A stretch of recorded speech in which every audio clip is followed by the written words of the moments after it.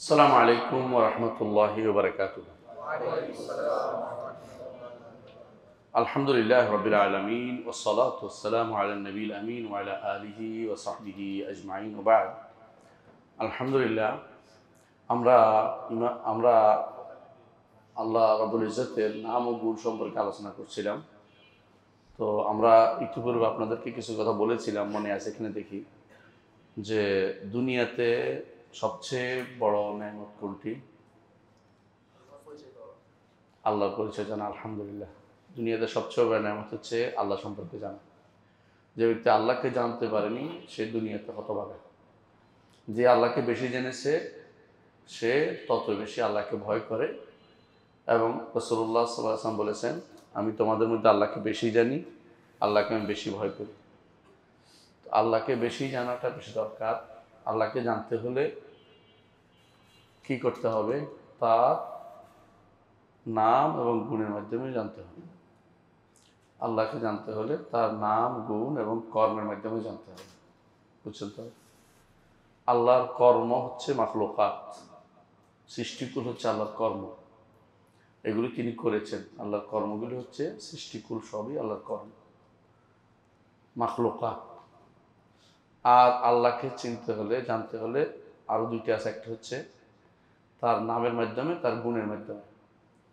দুনিয়াতে যে কোনো জিনিসকে জানতে হলে, তার সম্পর্কে জানতে হলে কী করেন আপনি?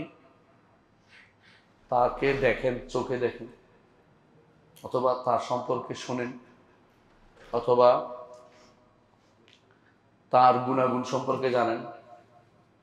আপনি কি নায়াগ্রা জলপ্রপাত দেখছেন কোনোদিন? দেখেন নাই। কেমনে জানবেন? নায়াগ্রা জলপ্রপাত নামটা শুনছেন, তাই না? জলপ্রপাত কাকে বলে ওটা শুনছেন, তাই তো? গুণাগুণ জানছেন, তারপর বুঝছেন যে না জানলেও, না দেখলেও অনেক তো কাছাকাছি জানা হয়ে গেছে। বুঝেন না কথা? ঠিক আল্লাহকে তো আমরা দেখিনি। দেখা, তিনি দেখা দিবেন না। তিনি আখিরাতে, জান্নাতে আমাদের দেখা দিবেন। জান্নাতে, আখিরাতে সবচেয়ে বড় নিয়ামত কোনটা? আল্লাহকে দেখা। তো এই জন্য তিনি সেটা রেখে দিয়েছেন যেন আখিরাতে আমাদেরকে দেন। দুনিয়াতে তিনি এটা দিবেন না, কারণ এটা দুনিয়া হচ্ছে গায়েব। আল্লাযীনা ইউমিনুনা বিল গায়ব, গায়েবের উপর যারা ঈমান রাখে তাদেরকে তিনি আখিরাতে পুরস্কৃত করবেন তার দর্শন দিয়ে। তাকে দেখতে পাবো ইনশাআল্লাহ, এই আশায় আমরা বিশ্বাস করি। যে এটা বিশ্বাস করে না সে দেখবে না, কিন্তু আমরা বিশ্বাস করি আমরা আল্লাহকে দেখব। আল্লাহকে যদি আল্লাহকে যদি দেখার আগ্রহ আপনার অন্তরে থাকে, আল্লাহ আপনাকে দেখা দিবে। হাদিসে আছে, রাসূলুল্লাহ সাল্লাল্লাহু আলাইহি ওয়াসাল্লাম বলেছেন, মান আহাব্বা লিকা আল্লাহ আহাব্বাল্লাহু লিকা।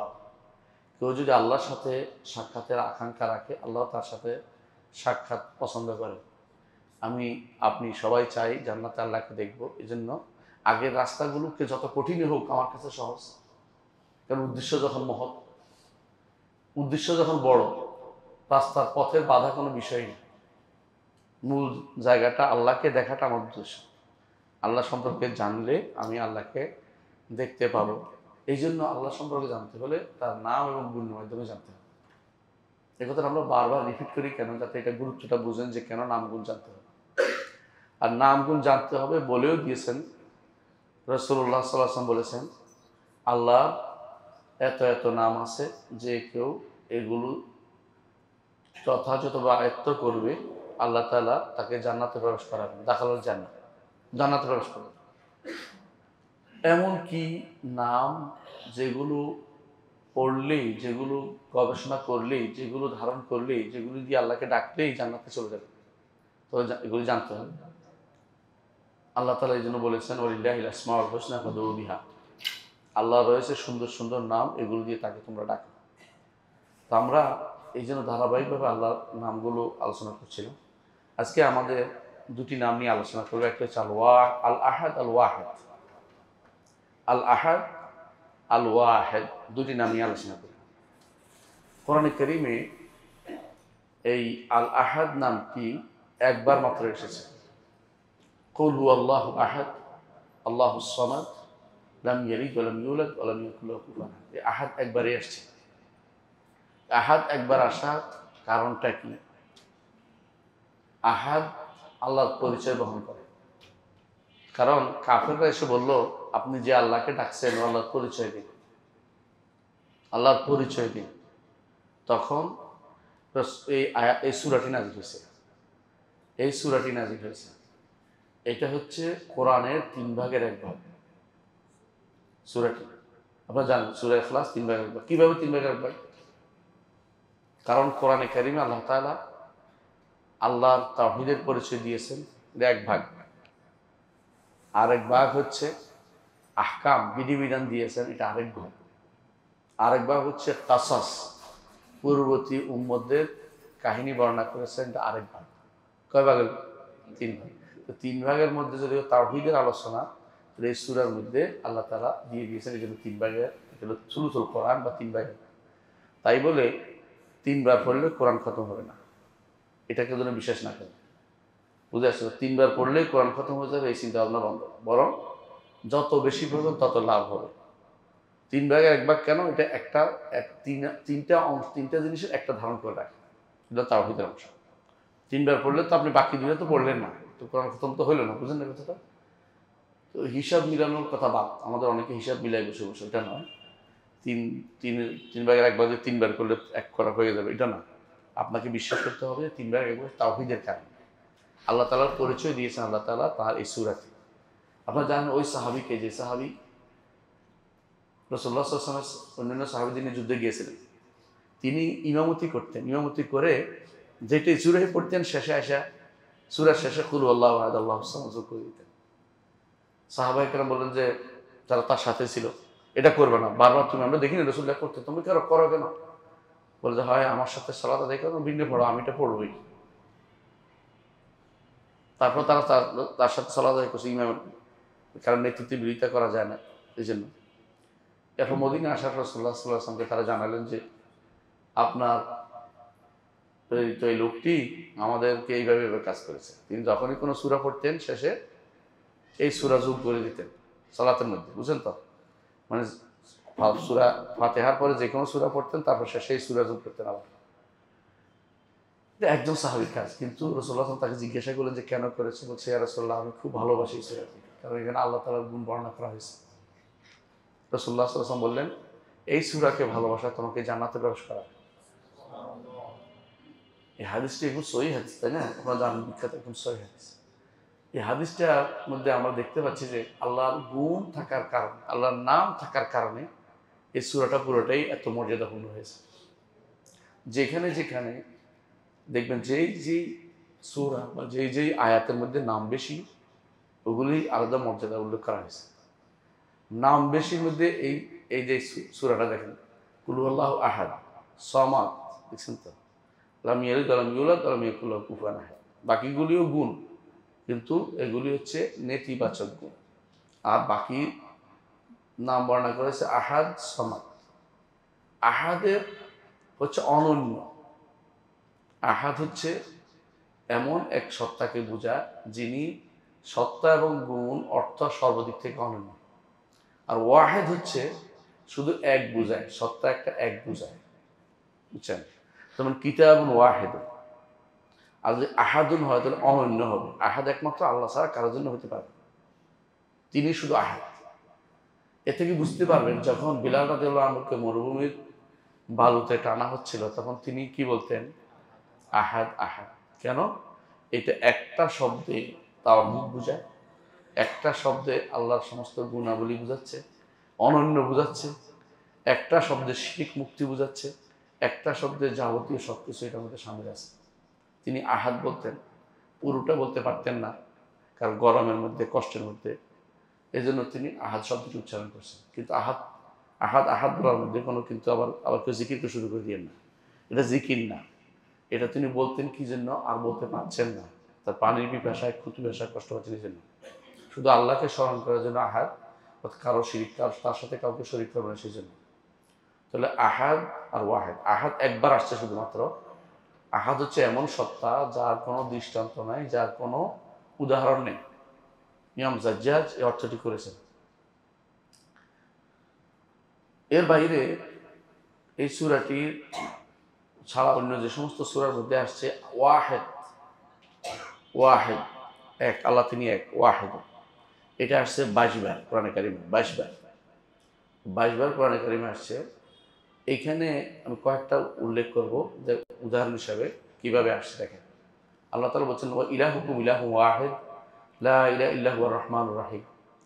তোমাদের ইলাহ তিনি এক আল্লাহ, এক ইলাহ, তিনি ব্যতীত আর কোনো ইলাহ নেই, সত্য ইলাহ নেই। তিনি রহমান, তিনি রাহিম। একসাথে কয়টা নাম হইল? ওয়াহেদ, আবার ইলাহ, আবার রহমান, আবার রাহিম। আয়াতের ভিতরে 4টা নাম একসাথে উল্লেখ করা হয়েছে, কিন্তু শুরু হয়েছে ইলাহু ওয়াহেদ, তিনি এক আল্লাহ, তিনি এক আল্লাহ দিয়ে। তো এই জন্য আল্লাহ তাআলার এই নামটি তার একত্ব প্রকাশ করে। আমরা কিন্তু একত্ববাদ বলিনি, কারণ বাদ বলতে যে মতবাদ বোঝায়, আল্লাহর জন্য এগুলি ব্যবহার করা যায় না। বুঝতে পারছো কথাটা? মতবাদ বাদাবাদি করলে, মানুষের ঝগড়া করলে একটা জিনিস তৈরি হয়, ওটা ওরকম কোনো কিছু না। মতবাদ না, এটা হচ্ছে আল্লাহর পক্ষ থেকে দেয়া জিনিস, আমরা কেউ মেনে নিতে হবে। এটা হলো তাওহীদ।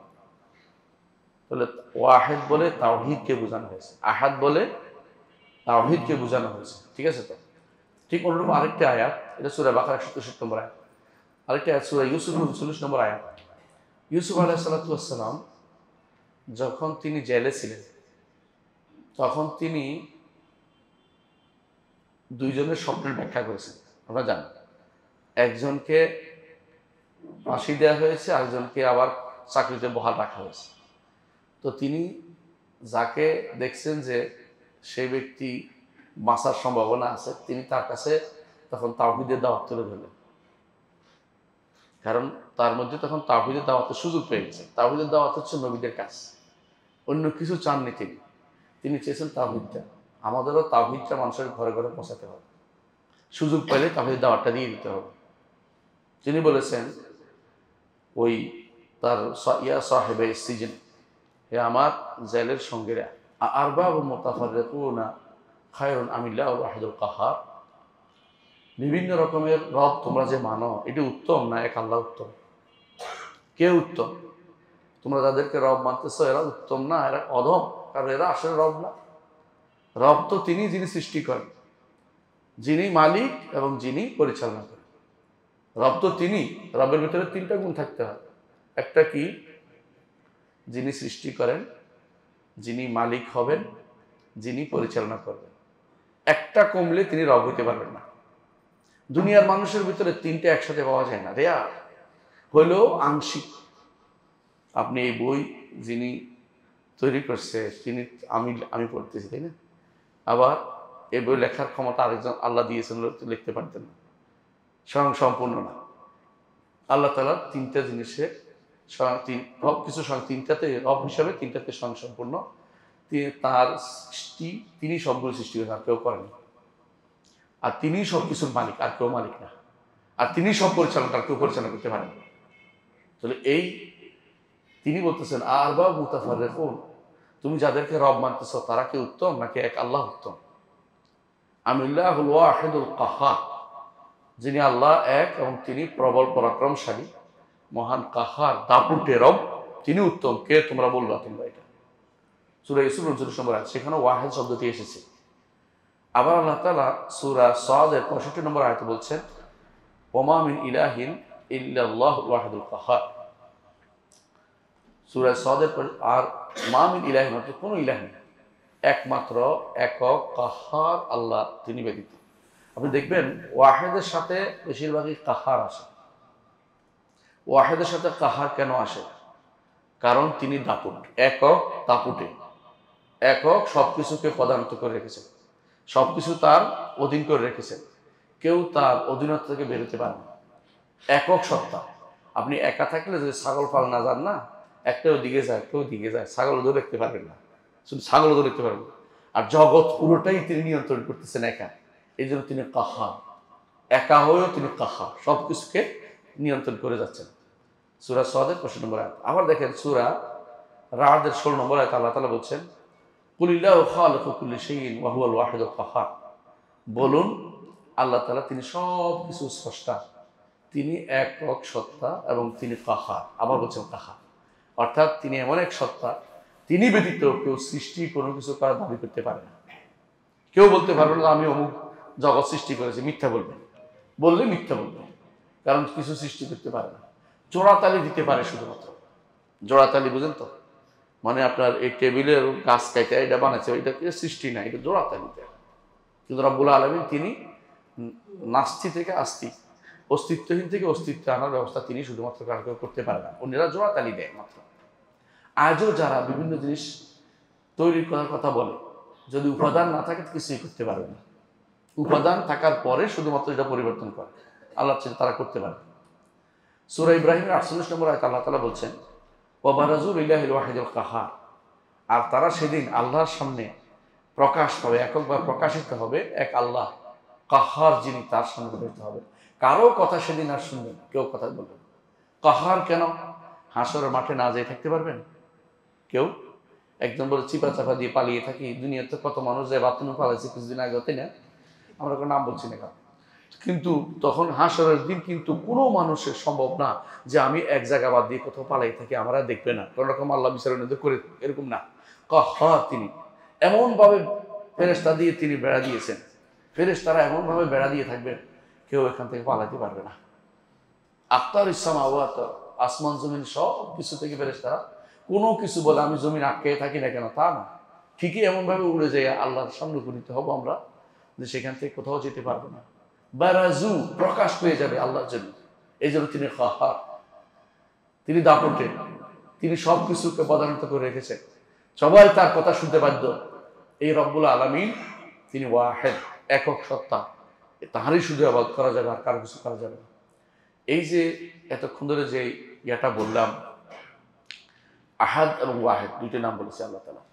এই দুইটি নাম এর মধ্যে ওয়াহেদ ইসনাইন হয়, মানে আপনি কি বলেন দেখেন, 1 2 3 এভাবে বলেন না, বলেন, কিন্তু আহাদ যখন বলবেন একক হয়, তখন আর দ্বিতীয় তৃতীয় না, বুঝছেন তো, তিনি একক। এই জন্য আহাদটা বেশি মোবালাগা, বেশি আল্লাহকে আল্লাহ তাআলার জন্য, আল্লাহ তাআলা এমন এক নাম যে নামটি অন্য কারোর জন্য কোনোভাবে বলা যাবে না। আল্লাহ তাআলাই আহাদ, অন্য কেউ ওয়াহেদ হতে পারে, রাজুল ওয়াহেদ, রাজুল সানি, রাজুল সালেস হতে পারে, মায়ের একক সন্তান হতে পারে, কিন্তু একক যদি হয় আল্লাহ তাআলার জন্য, আহাদ শব্দটা শুধু আল্লাহর জন্য নির্ধারিত হবে, আর কারোর জন্য ব্যবহার করা যাবে না। অন্যের জন্য হলে বলে ওয়াহিদ, ওয়াহিদ ও তাহাদিহি ফরিদ ও আসরিহি আরবরা বলে, কিন্তু আহাদ শুধুমাত্র আল্লাহর জন্য ব্যবহৃত হবে। এই জন্য আল্লাহ তাআলাকে যখন আপনি বলবেন আহাদ, এর অর্থ হচ্ছে আর কিছুকে তার কাছাকাছি আনতে চাচ্ছেন না, কোনো দিক থেকেই না, কেউ তার কাছে পৌঁছতে পারবে না কোনো দিক থেকেই। তো আল্লাহ তাআলার এই দুটি নামের মধ্যে আমরা দেখতে পাচ্ছি যে তিনি যাবতীয় মর্যাদার দিক থেকেও তিনি প্রধান। 1 নম্বর আহাদ, আল ওয়াহেদ, একক সত্তা, মর্যাদা এবং সম্মানের দিক থেকে। দ্বিতীয়ত ক্ষমতার দিক থেকে, একটা কি মর্যাদা বুঝেন তো, আরেকটা হলো ক্ষমতা এবং দাপটের দিক থেকেও তিনি একক।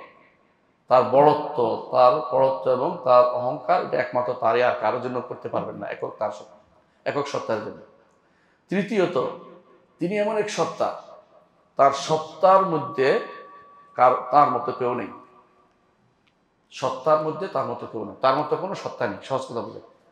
এবং গুণের দিক থেকেও তার কোনো সমগুণের অধিকারী কেউ নেই, সমগুণের অধিকারী কেউ নেই, সমগুণ অধিকারী নেই। আল্লাহ কোরআনে বলে দিয়েছেন, হাল তাআলামু লাহু, তার জন্য কোনো কি আপনি দেখেছেন, যে তার জন্য কোনো কুফু আপনি কি দেখেছেন, মিসাল আপনি দেখেছেন? আল্লাহ কোরআনে কারিমে বারবার নিষেধ করেছে, তার জন্য কোনো কুফু নেই, মিসাল নেই। আবার একক তিনি কর্মদিক থেকে একক, কাজের দিক থেকেও তিনি একক সত্তা। তিনি যে কাজ করেছেন অন্য কেউ সেটা করতে পারবে না। আপনারা মাঝে মধ্যে অনেক সুন্দর দেখে খুবই হয়ে যান যে আমি এত সুন্দর আল্লাহর সৃষ্টি, তাই না? যেমন সাজেকে যায়, কেউ দেখতে যায়, উপত্যকা দেখতে যায়, নদী দেখতে যায়, এক একজন নদী দেখে কবিতা লিখে ফেলে, কিন্তু এগুলো কে করছে? আমার আল্লাহ, একক সত্তা, যার এই জায়গাতে কেউ তার কর্মকাণ্ডের সাথে কেউ পৌঁছতে পারবে না, তার সত্তার কাছেও না, তার নামের কাছেও না, তার গুণের কাছেও না, তার কর্মের কাছেও না। যেহেতু তিনি এতগুলি জিনিসের অধিকারী, একমাত্র ইবাদত তার জন্য হতে হবে। তাহলে বুঝছেন তো, ওয়াহাদাত হলো তিনি এখন তার উলুহিয়ত তিনি একক। আবাদতও তিনি একা পাবেন, আর কেউ পাবেন না। আবাদত তিনি একা পাবেন, তাকে ভালোবাসবেন সবচেয়ে বেশি, তাকে সম্মান বেশি দিবেন, তার জন্য বিনয়ী হবেন এবং তার কাছে নিজেকে ছোট করে তুলবেন, নিজেকে নিজেকে বিনম্র করে তুলবেন, নিজেকে নরম করে রাখবেন। তিনি এমন এক সত্তা যার গুণগুলো এত বড় যে তিনি এই গুণের কাছে কেউ কোনোদিন যেতে পারে না। তিনি এমন এক সত্তা যার এলেম সব কিছুকে পরিবেষ্টন করে আছে। তিনি এমন এক সত্তা যার গুণগুলো কেউ কোনোদিন সঠিক ধারণা নিতে পারবে না।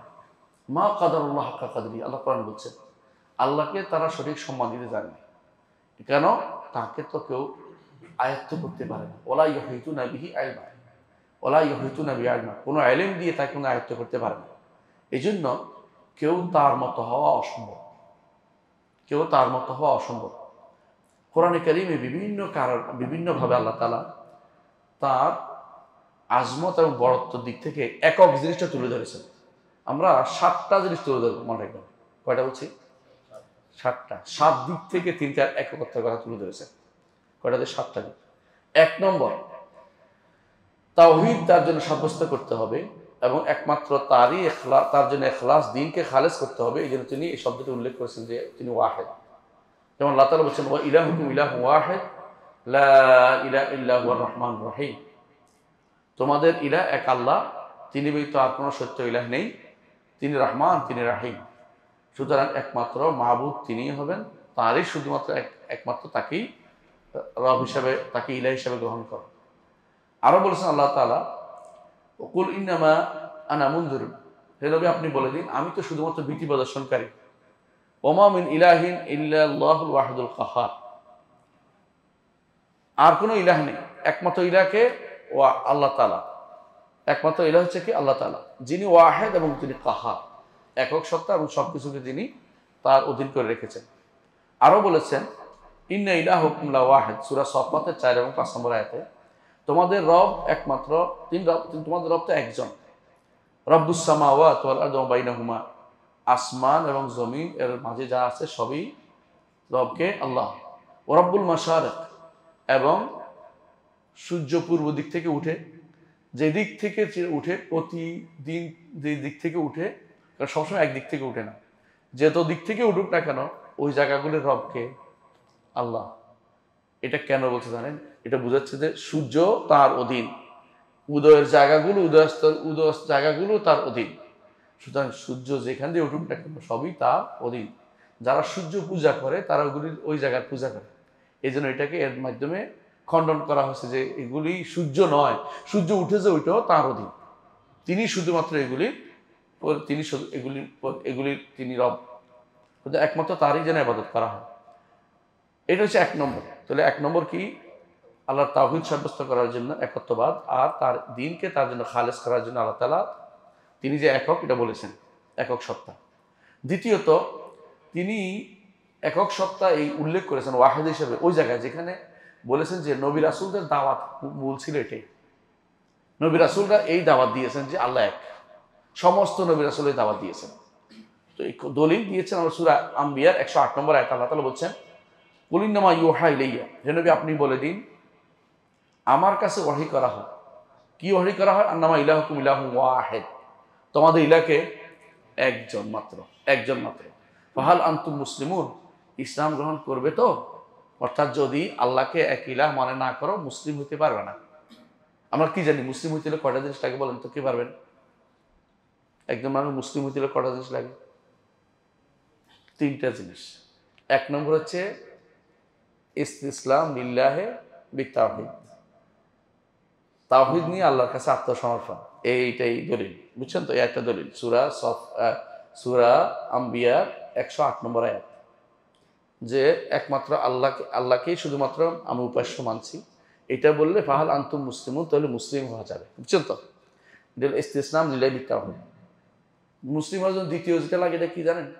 আল ইনকিয়াদ লাহু বিত্তাআহ, একমাত্র আল্লাহর আনুগত্য করবেন। আল্লাহ এবং তার রাসূল, আল্লাহর নির্দেশে তার রাসূলের আনুগত্য করবেন, অর্থাৎ আল্লাহরই আনুগত্য করলেন, তাহলে আল্লাহর আনুগত্য করবেন। হ্যাঁ। 3 নম্বর হচ্ছে শিরিক এবং মুশরিকদের থেকে সম্পর্কচ্যুতি, এটাই অনেকে পারে না। অনেকে সুযোগ পেলেই শিরিক মুশরিকদের সাথে নিজেকে মিলাতে চেষ্টা করে বিভিন্নভাবে, অনেক কিছু দিয়ে। তাহলে মুসলিম হতে হলে 1 নম্বর কাজ হচ্ছে আপনার তাওহীদটা থাকতে হবে। তাওহীদ মূল হচ্ছে এই নামটি ওয়াহেদ। তাওহীদের মূল হচ্ছে এই নামটি ওয়াহেদ। এই জন্য দ্বিতীয় যে কোরআনে কারিমে বারবার আয়াত, অনেক আয়াত এসেছে যেগুলির মধ্যে ওয়াহেদ শব্দটি তুলে দিচ্ছে, সেখানে সব জায়গায় কি চেয়েছেন আল্লাহ তাআলা? বান্দা যেন তাওহীদটা প্রতিষ্ঠা করে, যেটা সমস্ত নবী রাসূলদের দাওয়াত। তাহলে দ্বিতীয় হচ্ছে সমস্ত নবী রাসূলদের দাওয়াতটা তুলে ধরার জন্য নবী রাসূলদের মুখ দিয়ে ওয়াহেদ শব্দটি তুলে ধরা হয়েছে। হে নবী, আপনি বলে দিন আমার কাছে ওয়াহি আসে যে একমাত্র আল্লাহ, শুধুমাত্র তিনি শুধু একক মাবুদ, আর কোনো মাবুদ নেই। যদি ইসলাম গ্রহণ করতে হয়, মুসলিম হইতে, এটা তোমাকে বলতে হবে তিনি ছাড়া আর কোনো ইলাহ নেই। এটা সূরা আম্বিয়ার 108 নম্বর আয়াত। আবার দেখেন সূরা ফুসসিলাতের, ফুসসিলাত হচ্ছে হামিম আস-সাজদা, আপনাদের হামিম আস-সাজদা বলে। হামিম আস-সাজদার মধ্যে আল্লাহ তাআলা বলছেন, কুল, হে নবী বলে দিন, ইন্নামা আনা বাশারুম মিসলুকুম, আমি তোমাদের মতো একজন মানুষ। ইউহা ইলাইয়া, আমার কাছে ওহী করা হয়। আন্নামা ইলাহুকুম ইলাহুম ওয়াহিদ, তোমাদের ইলাহ তো এক আল্লাহ। তোমাদের আল্লাহ কয়জন? একজন। এটা কে ঘোষণা দিচ্ছে? নবী। তাহলে নবীর মুখ দিয়ে, নবীদের মুখ দিয়ে আল্লাহ তাআলা এই ওয়াহিদের ঘোষণা আদায় করে নিচ্ছে। তারপর বলছেন ফাস্তাকিমু ইলাইহি, সুতরাং তোমরা ওই আল্লাহর কাছে সুদৃঢ় থাকো, আল্লাহর নির্দেশের কাছে সুদৃঢ় থাকো। আল্লাহ যেটা বলে এটা মানার চেষ্টা করো। ওয়াস্তাগফিরু, তার কাছে শুধু ক্ষমা চাও। ওয়া ওয়াইলুল লিল মুশরিকিন, যারা এটা করে না তারা মুশরিক, তাদের জন্য ধ্বংস। তাহলে একমাত্র ইলাহ যে মানবে না আল্লাহকে, সেই ব্যক্তি মুশরিক। বুঝছেন তো? আল্লাহকে শুধু ইলাহ মানে না, তারা মুশরিক। মুসলিম ছাড়া জগতে আর যতগুলি সম্প্রদায় আছে সবগুলি কি মুশরিক। দলিল এ আয়াত, সূরা ফুসসিলাতের 6 নম্বর আয়াত। বুঝছেন তো? সেখানে কি বলা হয়েছে? হে নবী, আপনি বলে দিন আমি তো একজন মানুষ, তোমাদের মতোই। মানুষ না? রাসূলুল্লাহ সাল্লাল্লাহু আলাইহি ওয়াসাল্লাম রক্ত বের হইতো না শরীর থেকে? বের হইতো না? রাসূল বলেছেন, ইন আনতা ইল্লা উসবুন দামিতি ওয়া ফি সাবিলিল্লাহি মা লাকিতি। রাসূল দাঁত থেকে রক্ত বেরোছে না? দাঁত পড়ে গেছে না? বুঝলেন না? রাসূলুল্লাহ সাল্লাল্লাহু আলাইহি ওয়াসাল্লাম বাথরুমে যেতেন না? বিয়ে করেছেন না? সন্তান-সন্ততি হয়নি? তাহলে যারা মানুষ বলবে না তারা সম্পূর্ণরূপে কোরআন সুন্নাহর বিরোধী কথাবার্তা বলে, আবেগ দিয়ে কথাবার্তা বলে। দিন আবেগের নাম নয়। হ্যাঁ, তিনি মানুষ, তবে আছে। তবেটা কি? ইউহা ইলাইয়া, তার কাছে কি আসে? ওয়াহি আসে। সাধারণ মানুষের কাছে কোনো ওয়াহি আসে না। তাদের অন্তরে, রাসূলের অন্তরে যা কিছু আসে সবই কি? ওয়াহি। কথা বুঝতে পারছেন? যা কিছু তার অন্তরে আসে সবই কিন্তু ওয়াহি। ইন হইলা ওয়াহি ওহা, যদি আল্লাহ তাআলা তার অন্তরে ঢেলে দেন জীবিত অবস্থা, সেটাও ইলহাম ওয়াহি। যদি ঘুমন্ত অবস্থা আসে সেটাও তার স্বপ্ন ওয়াহি। আর কারো এটা নাই। তার কাছে ফেরেশতা আসে, এটাও ওয়াহি। তার উপরে ফেরেশতা না সরাসরি ওয়াহি নাজিল হয়, এটাও বাক্য নাজিল হয়, তারপরে এটাও ওয়াহি। এই 4 সূরাতে মুহাম্মদ রাসূলুল্লাহ সাল্লাল্লাহু আলাইহি ওয়াসাল্লামের কাছে ওয়াহি আসে। বুঝে আসছে তো? তার কাছে ওয়াহি আসে, এটাই তার শ্রেষ্ঠত্ব, যে তিনি ওয়াহি ধারক বাহক। তার কাছে আল্লাহর পক্ষ থেকে গোপন বাণী আসে, যেটা আমাদের কারোর কাছে আসে না। এই জন্য আপনি ইলহাম হলে আপনার অন্তরের ভিতরে একটা কথা আসছে, এটাকে আমল করতে পারবেন না। এটাকে শরীয়ত দিয়ে বিচার করতে হবে। কোনো হুজুরের অন্তরের মধ্যে আসছে, হুজুরের কইছে এটা করতে, এটা করতে, করা যাবে না। যতক্ষণ শরীয়ত মোতাবেক হয়েছে কিনা দেখতে হবে। হুজুর নিজেও দেখতে বাধ্য। স্বপ্নে দেখছে, স্বপ্ন দেখলে আমল করতে পারবেন না, কারণ স্বপ্ন এটা শরীয়ত মোতাবেক হয়েছে কিনা দেখতে হবে। আপনি স্বপ্নে দেখছেন, ধরেন ছেলেরা জবে করতেছেন, করবেন না। আপনি বলে, যদি এটা বলেন যে ইব্রাহিম আলাইহিস সালাম তো করছিল, হবে না। কেন হবে না? ইব্রাহিম নবী, আপনি নবী নন। কথা বুঝছেন তো? আপনার কাছে যে স্বপ্ন আসছে এটা ওয়াহি না। তবে রাসূলের যুগে আল্লাহ তাআলা ফেরেশতাদের, আল্লাহ তাআলা সাহাবায়ে কেরামের অন্তরে কিছু কিছু জিনিস ঢেলে দিতেন, সেটা রাসূল অনুমোদন করলে ওয়াহি হয়ে যেত। এটা আল্লাহর পক্ষ থেকে ওয়াহি রাসূলের কাছে না এসে সাহাবায়ে কেরামের অন্তরে ঢেলে দিয়েছেন। সাহাবায়ে কেরাম এটা রাসূলের কাছে বর্ণনা করছেন, স্বপ্নে দেখছেন কেউ, রাসূল অনুমোদন করছেন, এটা তখন ওয়াহি। যেমন 2টা উদাহরণ দেব। এক সাহাবী রব্বানা লাকাল হামদের পরে কি বলছিল? হামদান কাসীরান তাইয়িবান বারাকান ফি। এটা তার আল্লাহ তাআলার পক্ষ থেকে তার অন্তরে দিচ্ছে, বলে ফেলছে। রাসূলুল্লাহ সাল্লাল্লাহু আলাইহি ওয়াসাল্লাম দেখলেন যে অনেক ফেরেশতা, তীরশুদ্ধ ফেরেশতা দৌড়ে যায়, সে লিখতেছে। রাসূল কি বললেন, যে আমি দেখেছি এরকম 30 ফেরেশতা লিখতেছে, তাই না? এবং এটা অনুমোদন করে দেওয়ার কারণে এটা গ্রহণযোগ্য হয়েছে। আবার দেখেন আরেকটা, দেখেন আজানের মাসআলাটা, সাহাবায়ে কেরাম দেখছেন রাসূলের কাছে এসে বলার পর রাসূল অনুমোদন করছেন, তারপরে এটা ওহী হয়েছিল, হইতো না, বুঝলেন না? আবার আরেক এক সাহাবী করছে, বালিশের নিচে সুতা রাখছে, এটা রাসূল অনুমোদন করছেন? অনুমোদন করেন নাই। বোঝা গেল এটা অনুমোদনযোগ্য জিনিস হতে হবে, মানে আপনার অথরিটি থাকতে হবে। এখনকার স্বপ্নের কোনো অথরিটি নেই, অথচ আমাদের বড় বড় হুজুররা স্বপ্নে দেখছে যে চালাই দিচ্ছে, এগুলি আমাদের জন্য বিভ্রান্তি তৈরি করছে। এই স্বপ্ন অথরিটিকে আপনার এটা শুদ্ধ করার, আপনার স্বপ্নে দেখে কোনো কাজ হবে না, স্বপ্নে দেখে কোনো আমল হবে না। ভালো কিছু হলে যদি কোরআন সুন্নাহর সাথে মিলে যায় ভালো। আপনি স্বপ্নে দেখছেন 10 টাকা সদকা করছেন, করেন। স্বপ্নে দেখছেন দাঁত মাজতেছেন, দাঁত মাজেন, তাহলে শরীর তো অনুমোদিত জিনিস। হ্যাঁ, স্বপ্নে দেখছেন ওখানে কবর একটা ছিল, মানে কবরটারে ইয়া দিবেন, হ্যাঁ, তো লাল সালের মতো মসজিদের মতো হইব, হ্যাঁ, এখানে কি করবেন, পালা তুলবেন, ওইটা শরীয়ত গ্রহণযোগ্য না। আমাদের এই ঢাকা শহরের আশেপাশে লাল সালুর অভাব নেই। এগুলি সবই করবে যে স্বপ্নে দেখছিলাম। তোমার স্বপ্নকে অনুমোদন করবে কে? তোমার যে স্বপ্নের শয়তান দেখায়নি, কেমনে বুঝবো? কথা কি বুঝছেন? আমাদের হচ্ছে এই জন্য কোরআন এবং সুন্নাহ যেটা আসছে যথেষ্ট। আমাদের জন্য আর স্বপ্নের কোনো কাজ বাকি নেই, কাশ্য বাকি নেই, এলহাম বাকি নেই। এগুলি আমাদের অন্তরে ভালো হলে, ভালো যদি শরীয়ত অনুমোদিত জিনিস হলে করবেন, অনুমোদিত জিনিস না এটা কোনো করা যাবে না। আমাদের যারা তথা বাইরে আছে মুসলিম ভাই দাবি করে নিজেদেরকে, বেশিরভাগ কবরের পিছনে পড়ে আছে। বেশিরভাগই দেখবেন যে আপনি স্বপ্নে দেখছি এটা হয়েছে, এটা হয়েছে, এটা হয়েছে, তো আপনি এটা সত্য কেন? অনেকে স্বপ্নে দেখছি রসুলকে দেখছি, আবু বকর দেখছি, ওমরকে দেখছি, আপনি কে সিদ্ধান্ত দিবে আবু বকর ওমরকে কেমনে বুঝলেন? আপনি দেখছেন তাকে, তাদেরকে? এগুলি সবই হচ্ছে বিভ্রান্তি তৈরি করা। স্বপ্নে দেখছি খিজির এসে বলতেছে, খিজির কে? উনি তো বহুত আগে মরে গেছে। খিজির আলাইহিস সালাম মরে গেছে, রসুলের যুগও ছিলেন না। যদি মুহাম্মদ রাসূলুল্লাহ সাল্লাল্লাহু আলাইহি ওয়াসাল্লামের যুগে থাকতো তো রসুলের সাথে যুদ্ধ করতে তিনি আদিষ্ট। কারণ রসুল বলেছেন মুসা যদি জীবিত থাকতো তাহলে আমার সাথে আমার অনুসরণ বইতে আর কোনো প্রত্যান্তর ছিল না। মুসা জীবিত নাই, বুঝছেন তো, আসতে পারেন নাই। খিজিরও জীবিত নাই, আসতে পারেন নাই। আবে হায়াত খাইছে, মানে জীবন কি মৃত সঞ্জীবনী সুধা, আর কোনোদিন মরবে না, এই জাতীয় তথ্য বিভ্রান্তি, মিথ্যা। যখনই দেখবেন যে খিজিরের কইছে ওইটা কইছে কেউ বলে, তখন বুঝবেন তারে শয়তানি কইছে। খিজির জীবিত নেই, খিজির মারা গেছে, বিশ্বাস করতে হবে। রাসূলুল্লাহ সাল্লাল্লাহু আলাইহি ওয়াসাল্লাম বলেছেন আজ থেকে, তিনি বলছেন আজ থেকে 100 বছরের মধ্যে যত মানুষ জীবনের জমিনের উপর আছে সব মারা যাবে, জমিনের উপরে, আসমান একটা বলে নাই। ঠিক 110 বছরের মধ্যে সমস্ত সাহাবী দুনিয়া থেকে চলে গেছে। তাহলে আপনি খিজির, যারা বলে খিজির আশা বসে আছে, নীল চোখ, অমুক কাপড় দেখছে, এটা দেখছে, এগুলো শয়তান, বিভিন্ন ধরনের ধারণ করতে পারে। শয়তান শুধু মুহাম্মদুর রাসূলুল্লাহ সাল্লাল্লাহু আলাইহি ওয়াসাল্লামের সূরত এখতিয়ার করতে পারে না, সবাই সূরত ধারণ করতে পারে। মুসার সূরত ধারণ করলেও অসম্ভব কিছু না, কারণ এটা নিষেধ করা হয়নি। তাকে শুধু মুহাম্মদুর রাসূলুল্লাহ সাল্লাল্লাহু আলাইহি ওয়াসাল্লামের সূরত সে ধারণ করতে পারবে না। আল্লাহ কুল হাল, আমরা এই জন্য বলতেছি যে নবীদের দাওয়াত হচ্ছে কিসের? তাওহীদের। এবং এটাই আল্লাহ তাআলা দ্বিতীয় যেটা তুলে ধরেছেন, যে সমস্ত নবীদের দাওয়াতে তাওহীদের। এখানে উল্লেখ করেছেন ওয়াহিদ শব্দটা উল্লেখ করে, যে তোমাদের আল্লাহ এক, তোমাদের আল্লাহ এক, ওই আল্লাহরই শুধু ইবাদত করো। 3 নম্বর যে জায়গাতে ওয়াহিদ শব্দটি উল্লেখ করা হয়েছে, যে যেন আল্লাহর জন্য আত্মসমর্পণ করা হয়। আত্মসমর্পণ আর তাওহীদ কিন্তু এক জিনিস নয়। ইসতিসলাম বুঝেন, মানে আপনি আল্লাহকে এক মানছেন, এরপরে এটার বিধিবিধান মেনে চল, ইসতিসলাম। ইনকিয়াদ যেটাকে বলে, যে আমি মেনে নিলাম, মুখেও বলছি, কার্যও করছি, এটা নাম হচ্ছে ইসতিসলাম, পুরোপুরি আত্মসমর্পণ। আপনি দেখবেন যখন সেনাবাহিনী কোনো আত্মসমর্পণ করে, তখন যেটা বলে এটা শুনতে বাধ্য। এই কথা বলে না যে মুখে না বলছি কাজে তো করো না, এটা না, বুঝছেন তো? এই জন্য আবার আল্লাহ তাআলা যেখানে আল্লাহর আজমতের কাছে, বড়ত্বের কাছে নিজেকে সঁপে দেওয়ার জন্য বলছেন, সেখানেও ওয়াহিদের কথা বলছেন, যে আল্লাহ এক, তার কাছেই সমস্ত কিছু সঁপে দাও।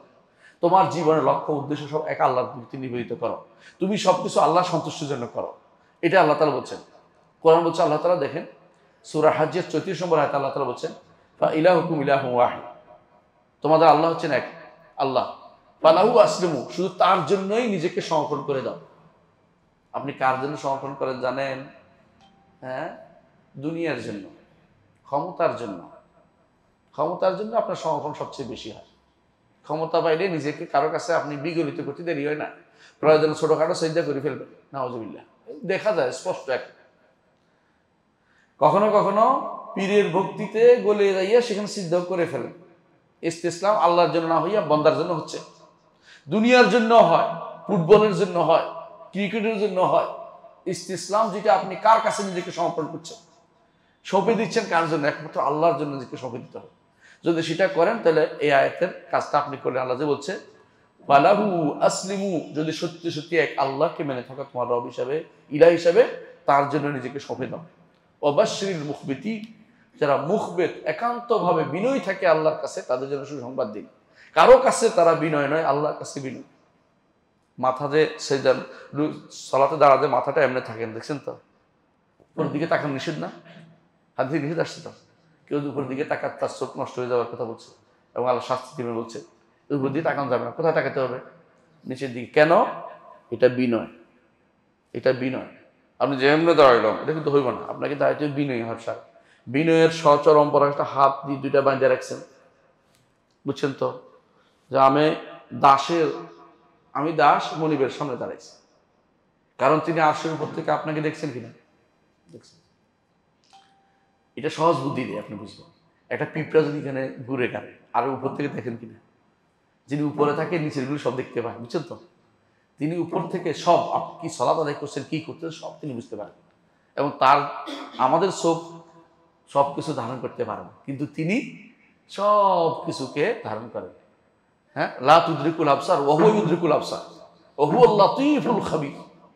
লাতীফ তিনি, সূক্ষ্ম, খাবীর তিনি, সব খবর রাখেন। এই জন্য তিনি আরশের উপরে থেকেও আপনার সামনে তিনি। হাদিসে আসছে সালাতে কেউ দাঁড়াইলে আল্লাহ তাআলা তার সামনে থাকেন, বুঝে আসছে? কিন্তু তিনি আরশের উপর থেকে চলে আসছেন না, আরশের উপর থেকেও সামনে থাকেন। এটার সিস্টেম আপনি না বুঝলেও মেনে নেন, সব বুঝে আপনি পারবেন না বুঝতে। কিভাবে তিনি থাকে ধরনটা জানি না, অসুবিধা নেই। তিনি বলছেন যেহেতু বিশ্বাস করি, তবে তিনি আরশের উপরে বিশ্বাস করতে হবে। আবার তিনি আমার সামনে আছেন কি হিসাবে? আমাকে দেখছেন, জানছেন আমি কি করতেছি, উত্তর দিচ্ছেন। আমি যখন বলি আলহামদুলিল্লাহ রাব্বিল আলামিন, তিনি উত্তর দেন না? আমি তো আর রহমানির রহিম উত্তর দিচ্ছেন না? শুধু আপনার দিচ্ছেন, আমারও দিচ্ছেন।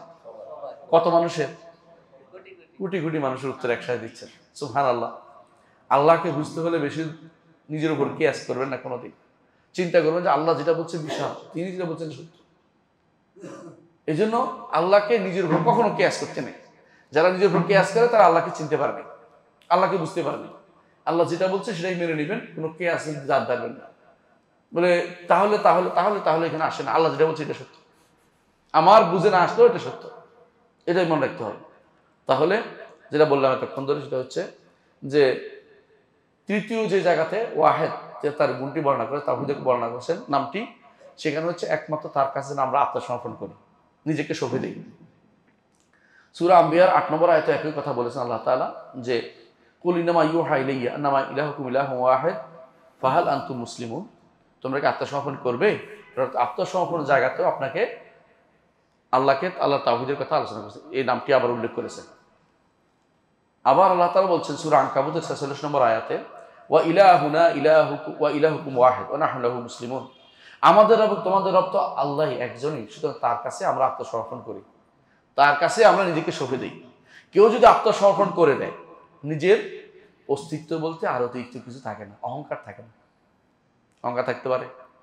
আমি যদি কোনো ধরেন যদি সেনাবাহিনীর লোক হইতাম, যদি আমি কারো কাছে সমর্পণ করে যে আপনি আত্মসমর্পণ করলেন, এরপরে আমি বলবো না আমি সব তোমার কথা মানবো না, তাহলে এরপরে কি করবে? শাস্তি দিবেন। আপনি যেহেতু আল্লাহর নির্দেশ মানতে বাধ্য, আপনার তার দাস, শুধু আপনি যদি কোনো আমি তার মানলাম না, এর অর্থ আপনি কিন্তু শাস্তি পাওয়ার যোগ্য হয়েছে।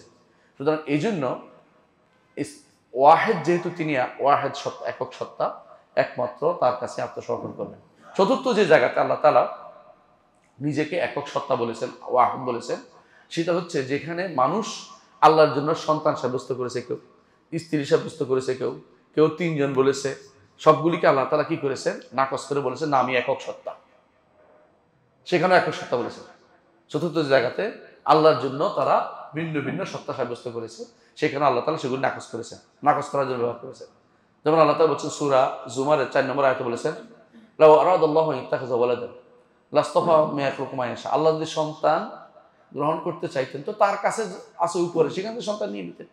দুনিয়াতে একটা পাঠাইবেন, মারবেন, এটা লটকে রাখবেন, আছে না? দেখেন না আপনারা? হ্যাঁ, এক ছোট বাচ্চা দেখছে যে একজন লটকানো আছে ক্রুশবিদ্ধ, তো বলছে যে ওনার কি হয়েছে, বাবাকে জিজ্ঞাসা করছে। বাবা বলতেছে উনি স্রষ্টার ছেলে, আমরা কিন্তু কার নাম বলিনি, তিনি স্রষ্টার ছেলে। তো কি হয়েছে, তো স্রষ্টার ছেলে আসছে আমাদেরকে মুক্তি দিতে, এই জন্য এবার মারা গেছে। তো ছোট বাচ্চা বলতেছে যে ছেলেকে মেরে ফেলতে হবে আমাদের মুক্তি দিতে হলে, মানে মিথ্যাটা ধরে বলছে ছোট বাচ্চা, কথা বুঝছেন না? ছোটকে মেরে ফেলতে হবে, তো ছেলেকে মারবে কেন? গুণাত্মক যদি আমরাই করে থাকি, ছেলেকে মারবে কেন? বাবা বেশি কথা বলতে হয় না, বাবা ছেলেকে বন্ধ করে দিয়েছে, মুখ বন্ধ করেছে, বুঝছেন না? আমি বোঝা চাচ্ছি এটাই, যে যারা বেশি দাবি করে যে আল্লাহ তাআলা সন্তান গ্রহণ করেছে, অথবা আরো মুশরিকরা বলতো আল্লাহ কি আছে, কন্যা আছে, ফেরেশতাদেরকে আল্লাহর কন্যা বলতো। আল্লাহ তাআলা বলছে আস্তাফাল বানাত আল বানিন মা লাকুম কাইফা তাহকুমুন, কি হলো তোমাদের? আল্লাহ তাআলা কি ছেলে বাদ দিয়ে মেয়েও নিছে? আবার ছেলের ব্যাপারে আল্লাহ তাআলা বলছেন কোরআনে কারিমে যে না, সুবহানা, তিনি কতই না পবিত্র, আল্লাহুল ওয়াহিদুল কাহ্হার, তিনি একক সত্তা, ওয়াহিদ একক, কাহ্হার একাই সবকিছু করেন, তার সাথে কোনো সহযোগের দরকার হয় না। আল্লাহ তাআলা কোরআনে কারিমে বলছেন, দেখেন শিরকের মূলত পাঠানোর জন্য এই তার সাহায্যকারী দরকার হয়, এটা খুবই দরকার বুঝা। কোরআনে কারিম বলছেন যে কুলুদুল্লাযিনা জাআমতুম মিন দুনিল্লাহি, হে নবী আপনি বলেন যাদেরকে তোমরা আমার সাথে মনে করো যে ইলাহ হিসেবে ধরো, ইবাদত করো, লা ইয়ামলিকুনা মিসকালা যারাতিন ফিস সামাওয়াতি ওয়ালা ফিল আরদ, আসমান জমিনের রায় পরিমাণ জিনিসের তারা মালিক না। আপনি বলতে পারেন মালিক না, তবে শরীক তো হইতে পারে। হ্যাঁ, আল্লাহ তাআলা যেন কোরআনে কারীম বলছেন যে ওমা লাহুম ফীহিমা মিন শিরকিন, কোনো অংশীদারও নাই, ওমা লাহুম মিনহুম মিন যাহির, কোনো সাহায্যকারীও নেই, তিনটাই নেই। তাহলে কেন আপনি তার ইবাদত কেন করবেন? আল্লাহ যে দুনিয়া সৃষ্টি করেছে এককভাবে সৃষ্টি করেছে, আল্লাহ যে দুনিয়ার সবকিছু পরিচালনা করেন কে করেন? এককভাবে করে। তাহলে আপনার পীরে কিছু করতে পারে না, মরা মানুষ কিছু করতে পারে? এই কবরগুলি নিজেরা বিপদে আছে, কবরগুলিতে আপনি দোয়া করলে ওরা উপকার হয় ওদের, আর কবরগুলির কাছে আপনি কিছু চাইলে আপনি শিরিক করলেন, ও নিজেও কিছু দিতে পারে না, দুনিয়া জীবিত থাকতেও দিতে পারতো না, মরে গেলে তো আরো বিপদে আছে। কবরের ভিতরে এই মানুষগুলো আরো বিপদে থাকে, এই মানুষগুলো অন্ধকারে থাকে, এই মানুষগুলো হয় আযাব হয়, নয় নেয়ামতের মধ্যে থাকে। নেয়ামতের মধ্যে থাকলে নেয়ামতের মধ্যে আছে, আপনার সাথে কোনো সম্পর্ক নাই, আপনার কোনো উপকার তারা করতে পারবে না, আপনি সারাদিন চেষ্টা করলেও কোনো লাভ হবে না। ওমা আনতা বিমুসমিইন মান ফিল কুবুর, যারা কবরে আছে তাদেরকে আপনি শুনাইতে পারবেন না। আল্লাহ তাআলা তার নবীকে বলছেন, আল্লাহ যাকে ইচ্ছে ইউসমি মাইয়াশা, আল্লাহ যাকে ইচ্ছে তাকে শোনান, যতটুকু পারেন, আল্লাহ যতটুকু ইচ্ছা ততটুকু তিনি শোনান, কিন্তু এইটুকু শুধু শুনতে পায়, কিন্তু এর বাইরে অতিরিক্ত কিছু করতে পারে তারা, এর কোনো দলিল কিয়ামত পর্যন্ত দিতে পারবেন না। তাহলে আপনি কবরের কাছে যান কেন? কবরগুলি কেন পাকা বাধাই করা হচ্ছে? কেউ যে বলে কবর কেন বাধাই করে, বলে কবর বাধাই করে কবরওয়ালাকে সম্মান করার জন্য, এটাই তো করে। দ্বিতীয় হচ্ছে কবর বাধাই করে কি জন্য? এখানে মানুষ আসবে, একটা মাজার বানাচ্ছে, শরীয়তে একটাও নেই, কারণ এ আসমান জমিনের স্রষ্টাও না, মালিকও না, তারপর অংশীদারও না, সাহায্যকারীও না আসমান জমিনের জন্য, আর সুপারিশকারীও না। এই চারটে কথা একসাথে আল্লাহ তাআলা অস্বীকার করেছেন কোথায়? সূরা সাবার 22 এবং 23 নম্বর আয়াতে। আমি একটুবার প্রশ্ন করে দেখি মনে থাকে কিনা। সূরা সাবার 22 এবং 23 নম্বর আয়াতে আল্লাহ তাআলা চারটি জিনিসকে একসাথে ন করেছেন। দুনিয়ার বুকে আপনার অংশীদার বলতে পারে যে আমি তো আপনার সাথে অংশীদার আছি, আমার ভাগের অংশ আপনি অমুককে দেন, অমুককে দেন, বলতে পারে না? বলতে পারে। যদি কোনো আপনার কাছে সাহায্যকারী চায়, কেউ সাহায্য চায়, আপনি বলবেন যে কোম্পানির কাছে যাও, আমার একটা কি আছে অংশ আছে, ওখান থেকে দিবে, এটাই তো। অথবা সুপারিশ করতে পারে, অথবা মালিকানা থাকলেও বলতে পারে আমার মালিকানা আছে, হ্যাঁ, অথবা সাহায্য করছি, ওরে নির্বাচনের সময় সাহায্য করছিলাম, এখন আমার কি দিতে হবে, হ্যাঁ, আমার কথা রাখতে হবে। আল্লাহ তাআলার কোনোটাই দরকার হয় না। কোথায় বলেছেন এটা? সূরা সাবার 22-23, মুখস্থ রাখবেন কথাগুলো, জীবনের যে কাজে লাগবে সবসময়। সূরা সাবার 22-23 নম্বর আয়াতে বলছেন, দেখেন আমাদের এগুলো কারো দরকার, আমার রব একা, ইলাহুকুম ইলাহুন ওয়াহিদ, একক আল্লাহ, তার কাছে অন্য কোনো দরকার হয় না। আরো বলেছে দেখেন, ওয়ালা তাকুলু সালাসা, তিনজন বলিও না, আল্লাহ তাআলাকে তিন বলিও না। তিন কারা বলে বুঝছেন তো? হ্যাঁ, তিনজন বলিও না। ইনতাহু খায়রাল লাকুম, এগুলি থেকে বেঁচে থাকো, এটা তোমাদের জন্য উত্তম। আল্লাহ বলছে এগুলি থেকে ছেড়ে দাও, এগুলি তিন বলিও না। ইনতাহু খায়রাল লাকুম, তোমার জন্য এটা উত্তম।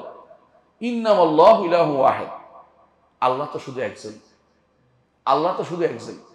কথা বুঝছেন তো? কে বলছে? আল্লাহ তাআলা। তাহলে এখানেও যারা আল্লাহর জন্য শরীক সাব্যস্ত করে, আল্লাহর সত্তাতে দুই তিন বা তার স্ত্রী সাব্যস্ত করে, আল্লাহ তাআলা সেগুলি পবিত্র করার জন্য, সেগুলিকে খণ্ডন করার জন্য আল্লাহ তাআলা একক তাওহীদের কথা আবার উল্লেখ করেছেন। আবার বলেছেন সূরা মায়েদা ৭৩ নম্বর আয়াতে বলছেন, লাকাদ কাফারুল্লাযিনা ক্বালু ইন্নাল্লাহা সালিসু সালাসা, তারা কাফের হয়ে গেছে যারা বলে আল্লাহ তিনের এক। ওয়া মা মিন ইলাহিন ইল্লা ইলাহুন ওয়াহিদ, আল্লাহ ব্যতীত, একজন ব্যতীত আর কোনো ইলাহ নেই, শুধু একজনই আল্লাহ। মা মিন বললে একেবারেই নাই বুঝায়, মানে একজন আল্লাহ ছাড়া কোনো ইলাহ নেই। অর্থাৎ এইটা তো কি করেছেন তাহলে, এটা এই আয়াতগুলির মাধ্যমে আল্লাহ তাআলা তার কোনো শরীক, তার কোনো সন্তান, তার কোনো অংশ বা তার কোনো সন্তান সাব্যস্ত সবগুলিকে করেছেন নাকচ করে দিয়েছেন। তাহলে এইটার জন্য আল্লাহ তাআলা ওয়াহিদ শব্দটি ব্যবহার করেছেন, তার নামটি ব্যবহার করেছেন।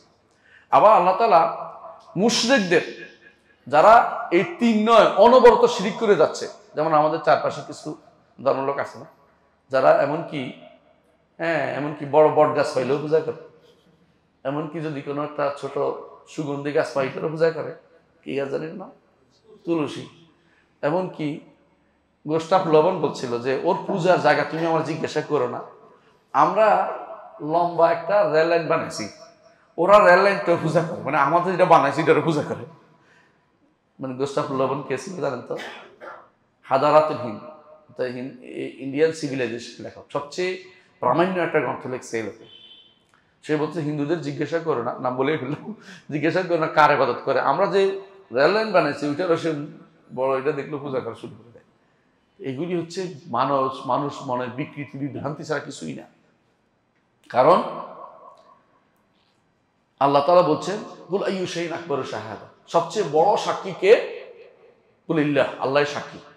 শাহিদুম বাইনি ওয়া বাইনাকুম, তোমাদের মাঝে আমার মাঝে শাহিদ সাক্ষী হচ্ছে কি? আল্লাহ। নবীকে বলতে বলেছেন, তোমাদের মাঝে কে? মক্কার কুরাইশরা, আর আমার মাঝে সাক্ষী কে? আল্লাহ। কি সাক্ষী?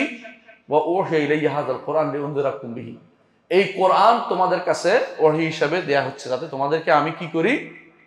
এ দিয়ে ভীতি প্রদর্শন করাই। আইন্নাকুম লাতাশহাদুনা আন্না মা'আল্লাহি আলিহাতান উখরা, তোমরা কি সাক্ষ্য দিচ্ছ এটা, যে জেনে বুঝে বলছো, সাক্ষ্য দাও তো জেনে বুঝে বলছো এটা, যে আল্লাহর সাথে আরো ইলাহ আছে। তারপর আল্লাহ বলছে, কুল লা আশহাদ, হে নবী আপনি বলে দিন, বলুন যে আমি সাক্ষ্য দিচ্ছি না। কুল ইন্নামা হু ইলাহু ওয়াহিদ, আপনি বলুন যে একমাত্র আল্লাহ, তিনি ইলাহ, আর কেউ ইলাহ নেই।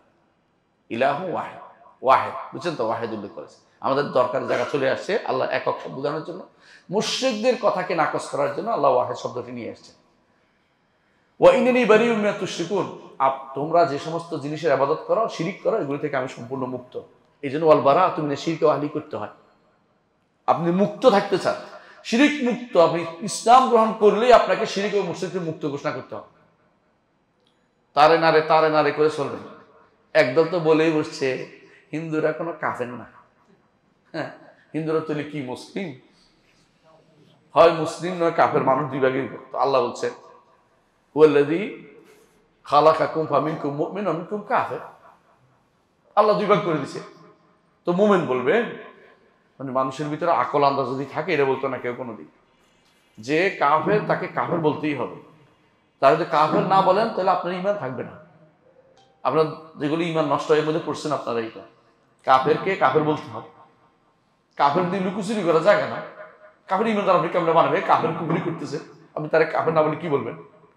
সুতরাং যেটা বলছে এই আয়াতে কি বুঝাইলে হলো, সূরা আনআমের 19 নম্বর আয়াতে, যে আল্লাহ তাআলা বুঝাই দিয়েছেন যে অবশ্যই যারা শিরিক করে ওদের সাথে আপনি সাক্ষী দিবেন না, আপনি সাক্ষী দিবেন যে আল্লাহ এক, আল্লাহুল ওয়াহিদ, তিনি একমাত্র, ইলাহু ওয়াহিদ।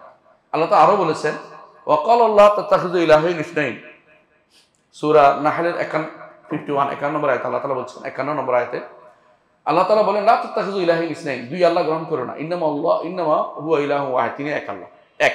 আবার এক কথা বলছেন, বা ইয়া ফারহাবুন, একমাত্র তারই ভয় করো। আর বলছে সূরা ইউসুফ 39 নম্বর আয়াতে, আর বা মুতাফাদ্দিকুন খায়রুন আমিনাল ওয়াহিদুল কাহার, যেটা ব্যাখ্যা আমরা একটু আয় করেছি। যেটা কয় জায়গা হলো? 5 জায়গা। 6 নম্বর জায়গা যেখানে আল্লাহ তাআলা ওয়াহেদ, তার একক সত্তা তুলে ধরছে, এটা কোন জায়গা?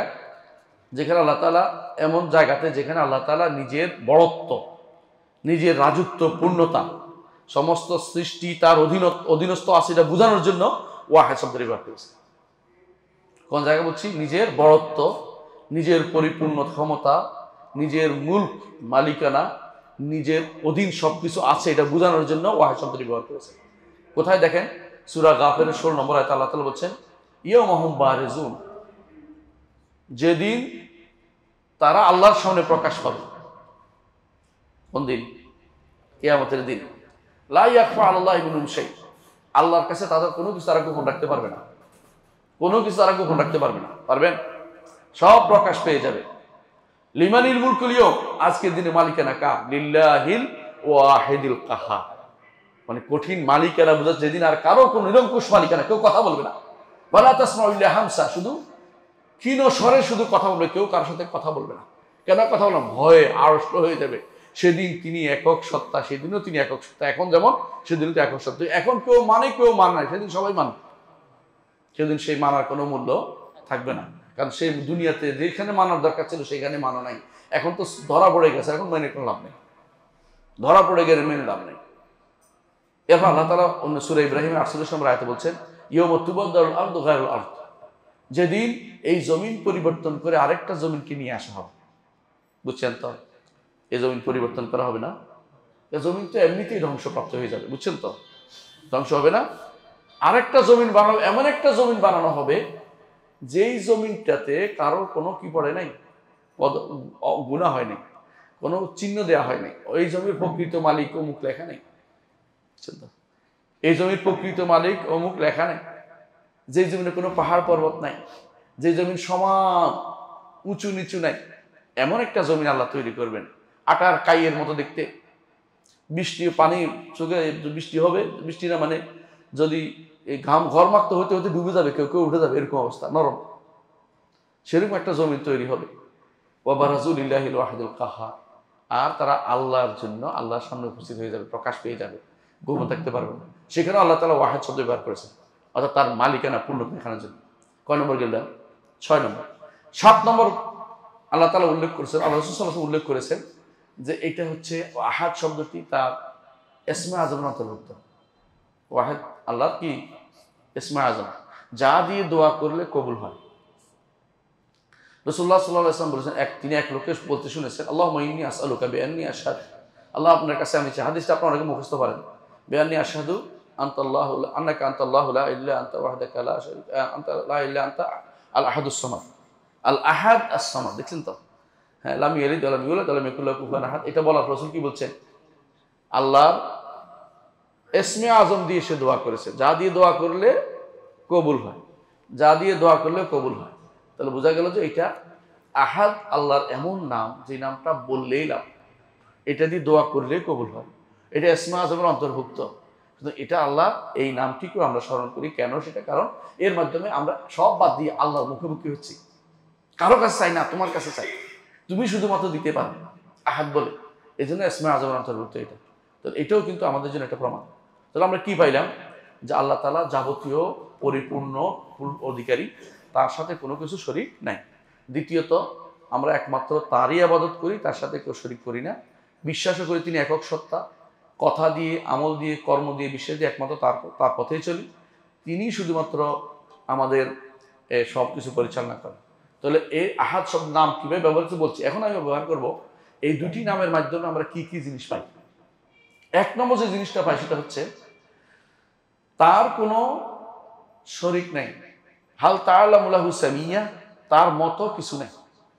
1 নম্বর হচ্ছে তার মতো কোনো কিছু নেই। বুঝে আসছে কথাটা? কুল হুয়াল্লাহু আহাদ, আহাদ তো অনন্য। অনন্য কাকে বলে বলেন তো? যার মতো আর কিছু পাওয়া যায় না। আল্লাহ তাআলাই সুপ্রকৃত অনন্য সত্তা, যেই সত্তার মতো কোনো সত্তা কোনোদিন পাবেন না। এটাই হচ্ছে কুল হুয়াল্লাহু আহাদ। এর ব্যাখ্যা হচ্ছে লাম ইয়ালিদ ওয়া লাম ইউলাদ ওয়া লাম ইয়াকুল লাহু কুফুয়ান আহাদ। বুঝছেন তো? আহাদের ব্যাখ্যা হচ্ছে বাকি তিনটি আয়াত, যে তিনি জন্ম দেন না, জন্ম নেন না এবং তার মতো কোনো কিছু নেই। দুনিয়ার মানুষ বা দুনিয়ার সৃষ্টিকুল কি হয়, জন্ম দেয়, জন্ম নেয় অথবা মত হয়। তো তিনি সৃষ্টির কারো মতো না, মত নন, কিন্তু সৃষ্টি তিনি তো একটা সত্তা, তিনি মজুদ, তিনি তার অস্তিত্ব আছে, অথচ কারো মতো না। তাহলে আমরা পাবো না কোনোদিন তার সত্তার প্রকৃত রূপ জানতে। এজন্য তিনি বুঝিয়ে দিচ্ছেন যে আহাদ এমন আহাদ তিনি, যে তিনি কারো মুখাপেক্ষী নন, তিনি কারো মুখাপেক্ষী নন, সবাই তা মুখাপেক্ষী। আর সমাজ তিনি। এই জন্য আমরা বলি সবসময় একটা কথা বলে থাকি, আল্লাহর জাতের পরিমাণ আনতে হইব না, জাতের পরিমাণ আনতে 5টা জিনিস লাগে। কয়টা? 5টা। একটা হচ্ছে তিনি আহাদ, তিনি সমাদ। কটা হলো? 2টা। লাম ইয়ালিদ ওয়া লাম ইউলাদ ওয়া লাম ইয়াকুল লাহু কুফুয়ান আহাদ, 3টা। 4 নম্বর হচ্ছে তিনি আরশের উপরে। 5 নম্বর হচ্ছে তিনি বায়িনুম মিন খালকি, সৃষ্টি থেকে আলাদা। কথা বুঝছেন? এই জন্য মনে রাখবেন যে আল্লাহর পরিচয় যদি আপনাকে কেউ জিজ্ঞাসা, সত্তার পরিচয়, আমাদের সত্তার পরিচয় সূরা, এই সূরা দেওয়া হয়েছে। আর অন্য সূরাতে আল্লাহর পরিচয় আল্লাহ নিজে দিয়েছেন। আল্লাহুল্লাযী খালাকাস সামাওয়াতি ওয়াল আরদা ওয়া বাইনাহুমা ফি সিত্তাতি আইয়ামিন সুম্মা ইসতাওয়া আলাল আরশ, তিনি আরশের উপর আছেন। সৃষ্টি থেকে আলাদা না বললে আরশের উপর থেকে আপনি মানতে পারবেন না জিনিস। এই জন্য এটাকে স্পষ্ট করতে হয়। এই 5টা জিনিসকে আপনি মনে করবেন আল্লাহর পরিচয় তুলে দেওয়া হয়েছে। এক, প্রথমে সূরা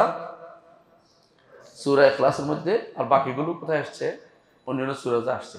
তাহলে আপনি বুঝতে পারছেন যে আল্লাহর জাতের পরিচয় কিন্তু এই সূরার মধ্যে এসে গেছে। আর ওয়াহেদ এমন একটি জিনিস আল্লাহর জাতকে পরিচয় করে দিচ্ছে, এই জাত কারো মতো না। লাম ইয়াকুল লাহু কুফুয়ান ওয়া লাম ইয়াকুল লাহু কুফুয়ান আহাদ। 1 নম্বর যে উপকারটা আমরা পাইলাম এই নামের মধ্যে, সেটা হচ্ছে যে আল্লাহ তার মতো কোনো কিছু নাই। এই জন্য সূরা মারিয়ামের 65 নম্বরে আল্লাহ তাআলা বলছেন, হাল তাআলামু লাহু সামিয়া, তার সমনামের কিছু কি পেয়েছ? আরবরা 2জন নাম হইলে, একই নাম হইলে বলে যে সামি। সামি বুঝছেন নি, মানে একই নামে। বাংলা কি বলেন আপনারা? মিতা। ওই যে আমার মিতা, তাই তো? আরবরা এটাকে বলে সামি। সামি বলে সমনামের। আল্লাহর সমনাম কিছু নেই। নাম মিলবে, স্বামী তিনি, আমিও স্বামী, আল্লাহ স্বামী, কিন্তু আমার স্বামী হচ্ছে ওরা একটু দেখি আর কি, পিছনে দেখতে পাই, আর আল্লাহ সব দেখতে পান। আমার এটা কিছুই না সেটার তুলনা। আমার শুধু নামে মিলছে, কাজে মিলবে না, সত্তাও পূর্ণ মিলবে না, কোনো দিক থেকে শুধু একটু আমাকে তিনি শোনার যোগ্যতা দিয়েছেন বলেই ভাষার কারণে মিলছে, কিন্তু পুরোপুরি সেটা কোনোভাবেই একরকম হবে না। অনুরূপভাবে আল্লাহ তাআলা বলছেন ওয়ালাম ইয়াকুল লাহু কুফুয়ান আহাদ, যেটা আমরা এখন জানছি। আরো বলছেন লাইসা কামিসলিহি শাইউন ওয়া সামিউল বাসীর, সূরা 11 নম্বর আয়াত, 1 নম্বর গেল, তাই না? দ্বিতীয় যে শিক্ষা বা সেটা হচ্ছে ধরন নির্ধারণ করা যাবে না। যেহেতু আপনি জানছেন যে তার মতো কিছু নেই, আপনি খেয়াল করেন জিনিসটা, দুনিয়াতে কোনো কিছু পরিচয় দিতে হলে আপনি কি করেন? তাকে সরাসরি দেখান অথবা তার মতো একটা তৈরি করে দেখান, তাই তো? ছোট বাচ্চারে আমাদের এই এক ভাই মদিনা থাকতো, তখন তিনি, মদিনা তো নদী নেই, বুঝছেন না, তো বাংলা পড়তেছে, বাংলা নদী নালা। তো বাবা নদী কি জিনিস? বলছেন নদী হচ্ছে খাদ আর কি, বুঝছো, এরকম একটা খাদ আছে। তো কি করছে, আঁকছে, খাদ আঁকছে। খাদ তো দেখতে পাচ্ছি না, সমান সমান দেখতে পাচ্ছি, মানে খাদ কই, মানে বুঝছেন। আবার খাদ কি জিনিসটা বলো, এবার আরো বিপদে পড়ছে। শেষে নিয়ে আসছে ইউনিভার্সিটির সামনে একটা ইয়ে আসছিল, আমাদের ইউনিভার্সিটির সামনে আকিক উপত্যকা, এখানে কিছু জায়গা আছে, উপরে একটা কুবরি আছে, উপরে একটা হাঁটা, উপরে একটা নৌক ইয়ে আছে, এই কি বলে না, উপরে দিয়ে যায় আর কি, ভালো যে হ্যাঁ ফ্লাইওভার, নিচে দিয়ে পানির জায়গা যাওয়া যায়। এখন বলছে এটা নদী, মানে বুঝাচ্ছে যে নদী, কোকো পানি কই, মানে এটা শুকনা পানি, তো বছরে একবার হয়তো বৃষ্টি হলে আসে। কিন্তু পানি নাই, নদী, আমরা তো নদী করতেছিলাম, নদী মাতৃক দেশ, পানি প্রবাহ, তুই কিছু তো মিলে নেই। তোর লোক বিপদ হচ্ছে, বাংলাদেশে যাই তোরে নদী দেখাবো, যা, কথা বলছেন তো? তাহলে আল্লাহকে যদি আপনি পরিচিত, আল্লাহকে দেখিনি, তার মতো কেউ নাই, বুঝলেন না কথাটা? কিন্তু তিনি বলছেন আমার এই গুণ আছে, এই নাম আছে, এই গুণ আছে। আপনি এগুলি ধরন নির্ধারণ করবেন কোথেকে? যেদিন তাকে দেখবো সেদিন তার চেহারা দেখে শান্তি এমন ভাবে পাবো, কিন্তু বর্ণনা করতে পারবো না, এত ক্ষমতা আমাদের নেই। শুধু চেহারা দেখবো, সারা আল্লাহ তাআলার সত্তা পুরোটা আমরা দেখতে পাবো না কোনোদিন, দেখার ক্ষমতা আমাদের নাই। চোখ আমাদের সেরকম নয় যে আল্লাহ সত্তাকে ধারণ করবে। লা তুদরিকুল আবসার, কোন চোখ তাকে পরিপূর্ণভাবে আয়ত্ত করতে পারবে না। ওয়ালা ইউহিতুনা বিইলমি, ইলম দিও আল্লাহকে আয়ত্ত করতে পারবে না, শুধু তার চেহারা দেখবো, সেটার মাধ্যমে আমার সবচেয়ে বেশি আনন্দ পাবো। কথা বুঝতে পারছেন? এটাই আমাদেরকে অনুভব করতে হবে। তাহলে আল্লাহ দ্বিতীয় জিনিসটা পাইলাম যে ধরন দেখার সুযোগ আমাদের কোনোদিনও হবে না, কারণ ধরন বললেই ভুল বুঝতে হবে সে ব্যক্তি বিভ্রান্ত হচ্ছে। এই জন্য কেউ যদি বলে আরশের উপর কেমনে উঠতেন, বলতে হবে কুল আল্লাহু আহাদ আল্লাহুস সামাদ লাম ইয়ালিদ ওয়া লাম ইউলাদ ওয়া লাম ইয়াকুল লাহু কুফুয়ান আহাদ। তিনি একক সত্তা, তার ধরন আমি কিভাবে নির্ধারণ করি? ধরন বলতে হতো কিছু একটা উদাহরণ দেখাতে, উদাহরণ নাই তো। উদাহরণ থাকলে দিতে পারতাম, উদাহরণ নাই, তার কোনো উদাহরণ নাই, তার কোনো মিসাল নাই, সুতরাং তার জন্য ধরন নির্ধারণ করা ছেড়ে দিতে হবে। 3 নম্বর যেটা পাই আমরা হচ্ছে, 3 নম্বর উপকার যেটা হচ্ছে আল্লাহ তাআলার সমস্ত সিফাত আল্লাহর জন্য সাব্যস্ত, গুণ সাব্যস্ত করতে হবে। বুঝে আসছে? আল্লাহর এই গুণগুলি কামাল, পরিপূর্ণ। এই গুণগুলির কোনোটা আমাদের সাথে শব্দগত মিল হবে, অর্থগত কিছু মিল হবে। তিনিও শুনেন, আমিও শুনি, অর্থ মিলেছেন একটা, অর্থ মিললে কি হয়েছে? কোনোদিন একরকম হবে না, কোনোদিন একরকম হবে না। তিনিও দেখেন, আমিও দেখি, কিন্তু না, তার দেখা হচ্ছে এত ব্যাপক যে এটার তুলনায় আমার দেখা কয়েকদিন আছে, আল্লাহ চোখ দিছে বলে কিছু দেখতেছি, এখন চশমা লাগাইতে হয়, কয়েকদিন পরে কন্টাক্ট লেন্স দিয়ে দেখতে হচ্ছে। আমার ওস্তাদ এরকম একটা দিয়ে দেখে, তো আমি দেখছি ওস্তাদে কি এটা দেখতে খুব বড় দেখা যায়, চোখে কাজ করে না, তো এরপরে আর দেখতেই পাবে না, এটা একটু দয়া করে একটু দিচ্ছেন দেখার জন্য, আর তিনি সব দেখেন। তো তার সাথে তুলনা কোনোদিন চলবে না। তারটা হচ্ছে কামাল মুতলক, সবকিছু পরিপূর্ণ গুণটা। আর আমার জন্য যেটা কোনোভাবেই সেটা পরিপূর্ণ বলার কোনো সুযোগই নেই। এটা আমাদের মধ্যে আবার কি আছে, আবার আপেক্ষিকতা আছে। উনি একটু বেশি দেখে, কম দেখে, উনি একটু বেশি দেখে চশমা লাগায় না, উনি কম দেখতে চশমা লাগাইছে, পার্থক্য আছে, আপেক্ষিকতা আছে এর মধ্যে।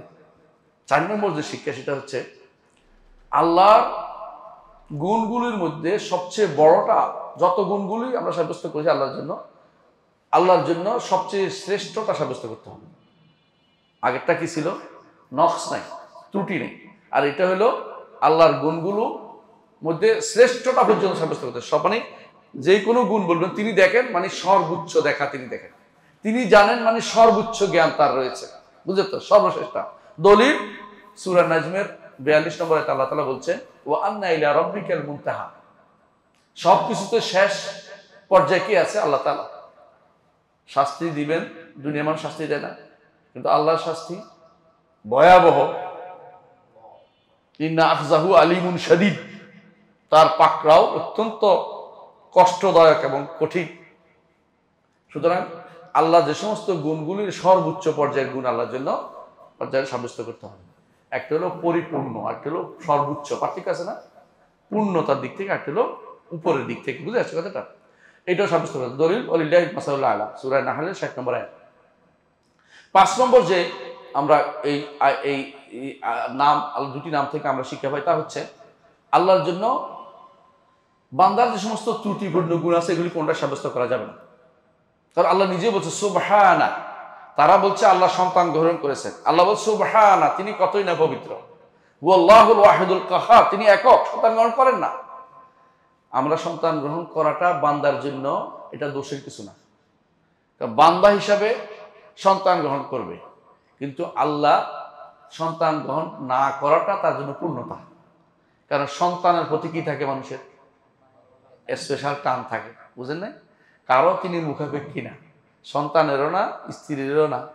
লাম ইয়াত্তাখিজ ওয়ালাদান, তিনি কোনো সন্তান না। ওয়ালা সাহিবাতান, স্ত্রী গ্রহণ করেন নাই। সাহিবাতান ওয়ালা ওয়ালাদা, কোরআন আল্লাহ বলছে তিনি স্ত্রী গ্রহণ করেন নাই, সন্তান গ্রহণ করেন নাই। সুতরাং বান্দার যে সমস্ত গুণ আছে এগুলো আল্লাহর জন্য কোনোভাবেই সাব্যস্ত করা যাবে না। 6 নম্বর যে শিক্ষা আমরা পাই সেটা হচ্ছে তিনি তার সত্তায়, গুণে, কর্মে, সর্বদিক থেকে তিনি একক সত্তা। সত্তা, নামে, গুণে, কর্মে সর্বদিকে একক সত্তা। 7 নম্বর হচ্ছে যেহেতু তিনি একক সত্তা, ইবাদতটাও তিনি একাই পাবেন। নামে, গুণে, কর্মে সত্তা, একক সত্তা যেহেতু, ইবাদতটাও তিনি একাই পাবেন। 7 নম্বর শিক্ষা। এই জন্য কুল আল্লাহু আহাদ আল্লাহুস সামাদ লাম ইয়ালিদ ওয়া লাম ইউলাদ ওয়া লাম ইয়াকুল লাহু কুফুয়ান আহাদ একটা, আরেকটা হচ্ছে কুল ইয়া আইয়ুহাল কাফিরুন। এটা হচ্ছে ইবাদত তারই মাত্র করতে হবে, এটা লা আবুদু মা তা'বুদু, একমাত্র তারই ইবাদত করতে হবে। 8 নম্বর হচ্ছে যত রকমের মুশরিক শিরিককারী আছে এদেরকে আল্লাহ তাআলা বলেছেন যে তারা শিরিক করার মাধ্যমে, যারা শিরিক করে তারা সবাই আল্লাহর মর্যাদা দিতে জানে না। আল্লাহর একক যে মর্যাদাটা ওয়াহিদ আহাদ, এটাকে তারা বাতিল করার চেষ্টা করে। তারা মনে করে আল্লাহকে একাই সব কিছু করে, অন্যের কিছু কি লাগবে, সুপারিশটা লাগে। তারা বেশিরভাগ কেয়াস করে কিসের উপর জানেন তো? হ্যাঁ, কেয়াস করে দুনিয়ার রাজা বাদশাদের উপর। আমাকেও যদি কোনো প্রেসিডেন্ট যদি কোনো নির্বাচন দাঁড়াইতো, দাঁড়ায় না, আমাদের কথাটা তো বুঝতে দিচ্ছে আর কি। তো তিনি কি করবেন, তার কাছে মন্ত্রী পরিষদ আছে না, মন্ত্রী পরিষদ আছে, এরা কি করে, সুপারিশ করে না, অথবা তাদের এলাকা যদি হচ্ছে নিজে হাতে করে দেয় না অনেক কিছু। এরা মনে করে আল্লাহকে এরকম একজন রাজা বাদশার মতো মনে করে, বুঝছেন তো? যে দুনিয়ার রাজা বাদশারা যেমন সুপারিশ নিতে বাধ্য হয়, না নিলে উনি পরবর্তীতে কি করবেন, আপনার জন্য কাজ করব না, মহাবিপদে পড়ে যাবে। আবার সুপারিশ নিতে বাধ্য হয় কারণ, দ্বিতীয় কারণ হচ্ছে রাজা বাদশারা জানে না কার কি প্রয়োজন, জানে নাকি, জানে না।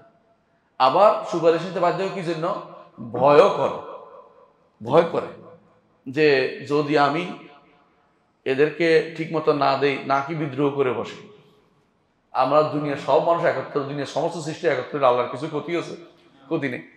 এরা যারা বাতিলপন্থী, যারা শিরিক করছে, ওয়াহেদ আহাদের বিপরীত কাজ করছে, এদেরকে আল্লাহকে রদ করে দিয়েছেন যে এরা সব আল্লাহর উপরে খারাপ ধারণা পোষণ করছে। ওয়া জানান্তুম যান্না সাও ওয়া কুনতুম কওমান বুরা, আল্লাহর উপরে খারাপ ধারণা পোষণ করছে। এই জন্য আল্লাহ তাআলা বলছেন মা কাদারুল্লাহ হাক্কা কদরিহি, তারা আল্লাহকে সঠিক সম্মান দিতে জানে। যারা আল্লাহর সাথে শরীক করে, এরা আল্লাহকে সঠিক সম্মান দিতে জানে না। এই জন্য তারা যখন তাওহীদের কথা বলে, তাদের অন্তরে কি হয়, চুপসে যায়।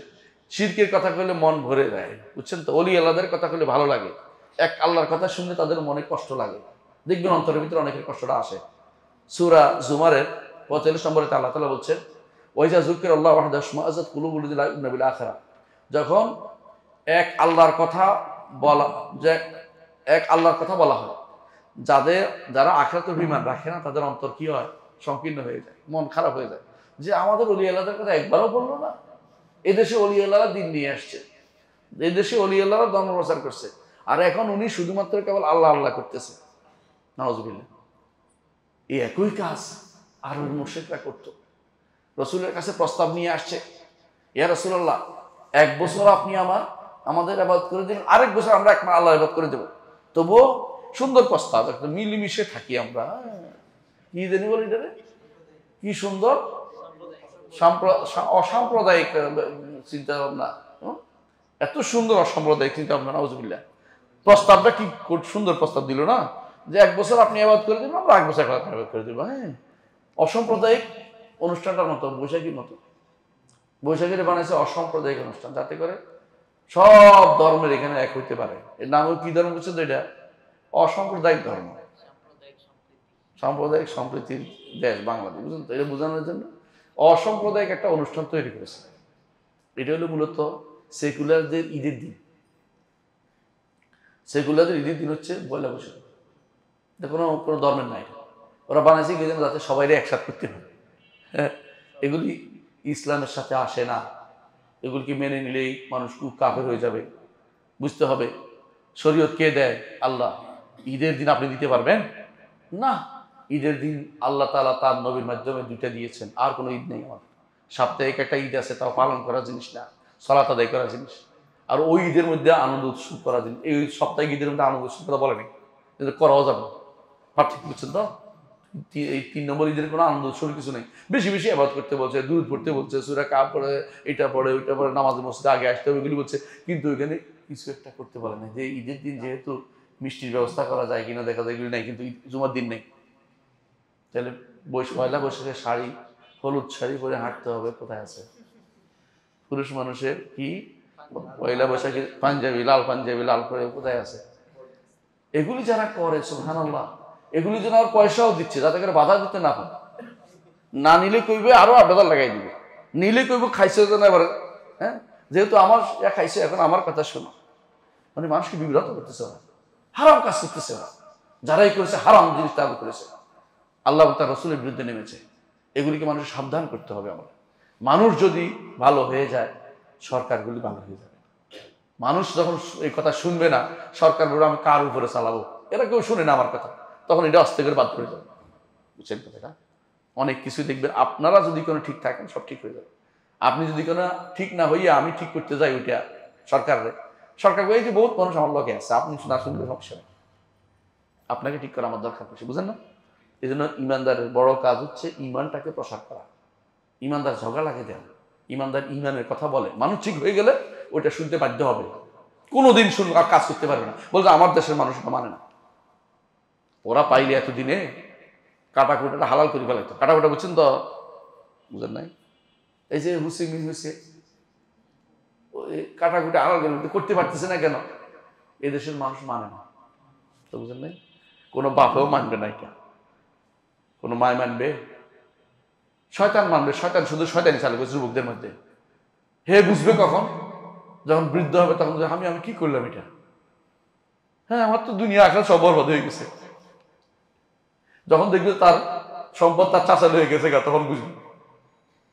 বুঝলেন নাই? কারণ যে একটা মেয়ে থাকে, একটা ছেলে থাকে, শুধু মেয়ে হয়ে যায়, ওই সম্পদ কে পাবে? অর্ধেক পেয়ে পাবে, চাচা অর্ধেক পাবে। তো এটা নিতে গেলে না না না এটা মানি না, তুমি তো মেয়ে হয়ে গেছি না, তোমার সম্পদ ইয়ার দিব কিছু না, তোমার দিব কিছু, তুমি তো অর্ধেক পাবে। না অর্ধেক না, ফুল দিতে হবে, গায়ের তোরে। হ্যাঁ তুমি যেমনি সামনে সব চলবে, তুমি মুসলিমও দাবি করবা, তোমাদের কাফের হয়ে গেছে, তো তোমার জন্য মৃত্যুদণ্ড অপেক্ষা করছে। স্বভাব। তাহলে আমরা কি বুঝলাম? কত নম্বর? 8 নম্বর বলে, তাই না? তাহলে আমরা বোঝা গেল যে এরা যখন একমাত্র আল্লাহর কথা বলে তখন মনে খারাপ লাগে। ওয়াইজা যাকাত রাব্বাকা বিল কোরআন ওয়াল্লাহু আদবারিম নুফুরা। আর যখন একমাত্র আল্লাহর কথা আপনি বলেন তারা পিছন দিকে পালায়। আল্লাহ তাআলা কোরআনে কারীমে নবী সাল্লাল্লাহু আলাইহি ওয়াসাল্লাম বলেছেন। এটা এই জন্য যে একমাত্র আল্লাহ ওয়াহিদ আহাদ, এটা খুবই গুরুত্বপূর্ণ দুটি নাম। আপনি কথায় কথায় তাওহীদের কথা তুলে ধরবেন। এই তাওহীদের কথা তুলে ধরে আহাদ আহাদ ওয়াহিদ আহাদ দুইটা নাম বারবার আসবে কোরআনে কারীমে, এটা তুলে ধরবেন। কাউ কিন্তু তাওহীদের তুলে ধরতে, এটা আপনাকে তুলে ধরতে হবে। সুতরাং আমি আমার কথা শেষ করবো, 2 মিনিট 3 মিনিট আছে আমার হাতে। 1 নম্বর হচ্ছে আল্লাহ তাআলা একক সত্তা। তিনি তার সত্তাতে, পবিত্র সত্তাতে এক। তিনি সৃষ্টি থেকে আলাদা। তিনি কোথায়? আরশের উপরে। সৃষ্টির আলাদা, সৃষ্টি থেকে আলাদা, আরশের উপরে তিনি একক সত্তা। হ্যাঁ, তিনি কারো মুখাপেক্ষী নন, সবাই তার মুখাপেক্ষী। এটা হচ্ছে আল্লাহর পরিচয়।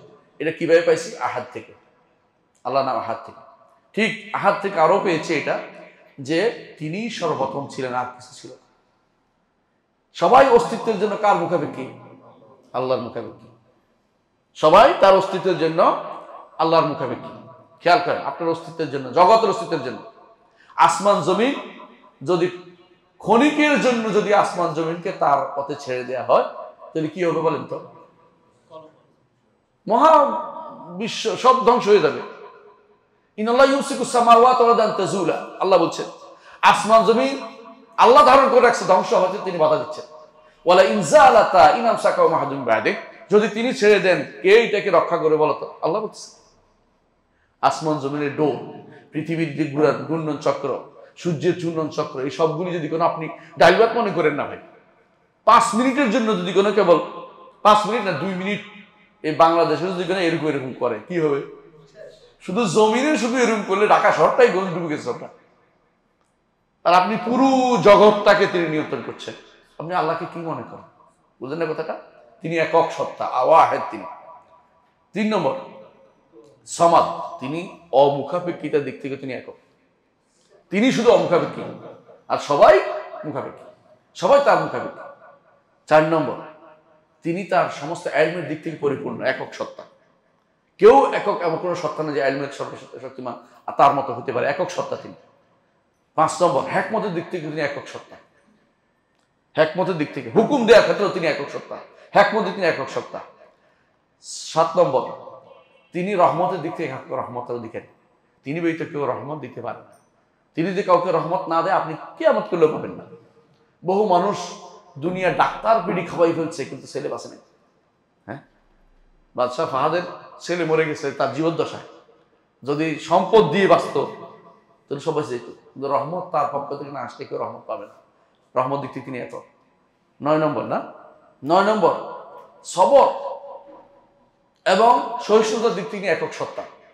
তার মতো কেউ সহিষ্ণুতা অবলম্বন করে না। এই জন্য হাদিসে রাসূলুল্লাহ সাল্লাল্লাহু আলাইহি ওয়াসাল্লাম বলেছেন, বনি আদম আমাকে কষ্ট দেয় কিন্তু সহ্য করতে পারে। সেই কষ্ট কিভাবে কষ্ট দেয়? ইউযির ইবনে আদম, সেই কষ্ট এক কষ্টে ক্ষতি করে কিন্তু আরেক কষ্ট ক্ষতি না। এটা হলো তিনি অসন্তুষ্ট হন, এটা বোঝানোর উদ্দেশ্য। কিন্তু যেটা ক্ষতি করে এটা হলো দরর। এই কষ্টে তার কোনো ক্ষতি হয় না, কিন্তু এটা তিনি অপছন্দ করেন। সেটা কি? তারা তাকে বলে, আমি তারা সৃষ্টি করেছি, সে আমার জন্য শরীক সাব্যস্ত করে, আমার জন্য সন্তান সাব্যস্ত করে, আমাকে এইভাবে তো সে কষ্ট দেয়, বনিয়া দেয়। কিন্তু সবর করেন তিনি, হালিম তিনি। আপনি সহ্য করবেন না আপনার পরিবারের মধ্যে কেউ যদি কোনো উল্টাপাল্টা করে, আপনি কি করবেন? মরে গেলে তার আগে শেষ করবো, আমি মরিয়া আছি, মোটে সহ্য করবেন না। কিন্তু আল্লাহ তাআলা পুরো সৃষ্টিটা আল্লাহর পরিবার। এই পরিবারে কেউ যদি কোনো বলে আমি এটার মালিক, ফেরাউনের বহু বছর সহ্য করছেন আল্লাহ তাআলা, সাথে কোথায় ডুবে মারছেন। ফেরাউনের যেভাবে করছেন, নমরুদের সেরকম অবস্থার মধ্যে নিক্ষেপ করছেন, নিকৃষ্ট অবস্থা তার মৃত্যুর ব্যবস্থাপনা করেছেন। কারণ তিনি সহিষ্ণু, তিনি অনেক সহিষ্ণু। 10 নম্বর, তার শোনা অত্যন্ত প্রশস্ত, একক শোনার দিক থেকে তিনি একক সত্তা। তিনি যা শুনতে পান দুনিয়ার কেউ শুনতে পায় না। কারো শোনার দিক থেকে এটা তার, আমি তোমার কথা শুনি, আমরা কি একজনের কথা শুনি বলে তুমি একটু চুপ করো, আমি আর কিছু শুনি নি। তার শোনা এরকম যে কাউকে বন্ধ করতে হয় না, একসাথে সবার কথা শুনতে। এবং এমন ভাবে তিনি শুনেন যে আমি না শুনলেও তিনি শুনতে পান।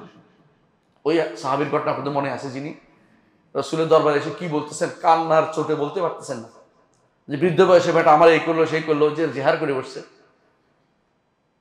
আয়েশা রাদিয়াল্লাহু আনহা বলছে আমি শুনতে পাইনি।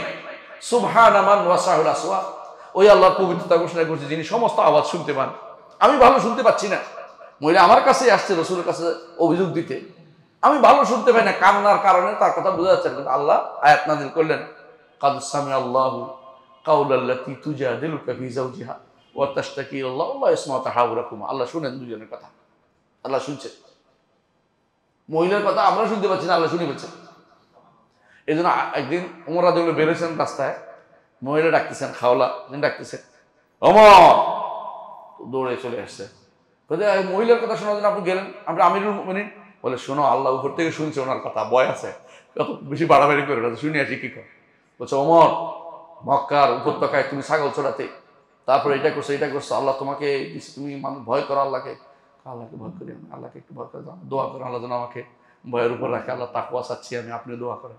তিনি পথে গেলেন, উনি বুঝাতে চাচ্ছেন যে উনি কত বড়, তিনি আল্লাহ তাআলা তার বক্তব্যটা ঠিকই শুনেছেন। প্রত্যেকটি মানুষের বক্তব্য শোনেন, শুধু মানুষ না, একটা পাখি, একটা পিঁপড়ার বক্তব্য তিনি শুনেন না? পিঁপড়া কি হচ্ছে আমাদেরকে শোনার নাই? তার সামরা, তার এই জন্য তার এই এটা কি অনেক বেশি প্রশস্ত, যেটা আমরা বলছি তিনি একক সত্তা। রিজিকের দিক থেকে তিনি একক, একা সবাই রিজিক দেন। একটা তিমির রিজিক দিতে পারবেন? একটা তিমির, বিশ্বাস করেন, একটা তিমি যা খায়, একটা তিমির বাচ্চা যা দুধ খায় এক বেলা, এটাও আপনি ব্যবস্থাপনা করতে পারবেন না। তিনি একা, শুধু তিনি একটা পৃথিবীতে। কত যে আছে এরকম প্রাণী, তার হিসাব নেই। ডাঙ্গার চেয়ে ইয়াতে বেশি, জঙ্গলে বেশি, পোকামাকড়ের অভাব নাই, সবার রিজিকের ব্যবস্থা তিনি করেন। সুতরাং একক সত্তা রিজিকের ব্যবস্থাও তিনি করেন। তিনি এমন এক সত্তা, এককভাবে রিজিকের ব্যবস্থা করেন সৃষ্টি করে। ক্ষমতার দিক থেকে তিনি একা, সমস্ত ক্ষমতা তার হাতে, অন্য কেউ ক্ষমতা দাবি করতে পারবেন। সুতরাং একমাত্র যিনি এত কিছু কামাল, তার জন্য শুধু যেন ইবাদত হয়, ইখলাসের সাথে ভালোবেসে তাকে ইবাদত করা হয়, তার দিকেই যেন আমরা ফিরে এবং এটা বলি আল্লাহুম্মা ইন্নী আসআলুকা, আপনার কাছে চাই, বিআন্নী আশহাদু, কারণ আমি সাক্ষী দিচ্ছি আপনি একমাত্র সত্তা, আপনি ছাড়া কেউ নেই, আপনি সমাদ, আপনি অমুখাপেক্ষী, আপনার কাছে আমি চাই। এই দোয়া করলে আল্লাহ তাআলা তার দোয়া কবুল করবেন। সুতরাং আমরা আল্লাহর নামগুলি বোঝার চেষ্টা করি, এই নামটির মাধ্যমে আল্লাহকে ভালোবাসবো, এই নামটির মাধ্যমে আল্লাহর বিধানকে গ্রহণ করে নিব, আল্লাহ যেটা বলছে সেটা নিব, অন্য কারোতে কোনো বিধান নিব না। আল্লাহ শরীয়তকে মেনে চলবো, আল্লাহ শরীয়তের বাইরে যাব না। কারণ তিনি আমাদের স্রষ্টা, তিনি একক সত্তা, একক সবকিছু সৃষ্টি করেছেন, এককভাবে সবকিছু দিচ্ছেন, পরিচালনা করছেন, এককভাবে শুনছেন, এককভাবে তিনি সমস্ত ক্ষমতার অধিকারী। আর কার কাছে যাবো কেন? কি জন্য যাব? তিনি আমার রব, তাকে নিয়ে আমি কি করব? গর্ব করব, তাকে নিয়ে আমি অহংকার করবো। আমার রব, খুশি থাকবো তাকে নিয়ে, তাকে নিয়ে আমি সবকিছু করবো। তার বাইরে, তার কথার বাইরে গিয়ে অহংকার করবো না, তাকে নিয়ে করবো যে আমার রব, তিনি আমার রব, এই জন্য তাকেই আমি ভালোবাসবো। আল্লাহ আমাদের বুঝাতে হবে। সুবহানাকাল্লাহুম্মা ওয়া বিহামদিকা আশহাদু আল্লা ইলাহা ইল্লা আনতা আস্তাগফিরুকা ওয়া আতুবু ইলাইক। আসসালামু আলাইকুম ওয়া রাহমাতুল্লাহি ওয়া বারাকাতুহু। প্রশ্ন করতে হবে তো? হ্যাঁ, প্রশ্ন করছে, দাঁড়ান, প্রশ্ন তো চাইছে, বলতে ভুলে গেছি তো। হ্যাঁ, আচ্ছা, যে সমস্ত আল্লাহর ওয়াহিদ নামটি কয়বার আসছে কোরআনে কারিমে? সবাই একসাথে উত্তর দিলেন তো, কঠিন নাকি আগে বলছিলেন। মাশাআল্লাহ। আচ্ছা, ঠিক আছে। দ্বিতীয়ত, আল্লাহর ওয়াহিদ নামটির আমি বলেছিলাম যে ওয়াহেদ এবং আহাদ দুইটার মধ্যে কোনটা বেশি বেশি আল্লাহ মানে একমাত্র আল্লাহর জন্য খাস? মাশাআল্লাহ, সবাই পারে। আমার পাশে সরি, সবাই দিতে তো পারবো না, সবাই পারে আলহামদুলিল্লাহ, খেয়াল করছেন আলহামদুলিল্লাহ। আল্লাহর ওয়াহেদ নামটি কিভাবে শিরিক শিরিক থেকে মানুষকে মুক্ত করে, কে বলতে পারবেন? একটু ব্যাখ্যা দিয়ে বলেন, সমস্যা নেই। বলেন। হ্যাঁ, কহার, কহার, হ্যাঁ কহার মাধ্যমে আমরা বেশি, ঠিক আছে জি, ঠিক আছে দিয়ে দেন। আল্লাহ জাযাকাল্লাহ খাইর। এই জন্য ওয়াহেদের সাথে সবসময় কাহারটা আসে, কারণ এটা বোঝায় যে একক শুধু অনন্য কোনো পড়ে থাকা জিনিসটা ক্ষমতার দিক থেকে সেরা, তারই শুধুমাত্র ব্যবহার করতে হবে, তার শিরিক করা যাবে না। আল্লাহ আমাদের বোঝার তৌফিক দান করুন। সুবহানাকাল্লাহি ওয়া বিহামদিকা, আশহাদু আল্লা ইলাহা ইল্লা আনতা, আস্তাগফিরুকা ওয়া আতুবু ইলাইক। আসসালামু আলাইকুম ওয়া রাহমাতুল্লাহি ওয়া বারাকাতুহু।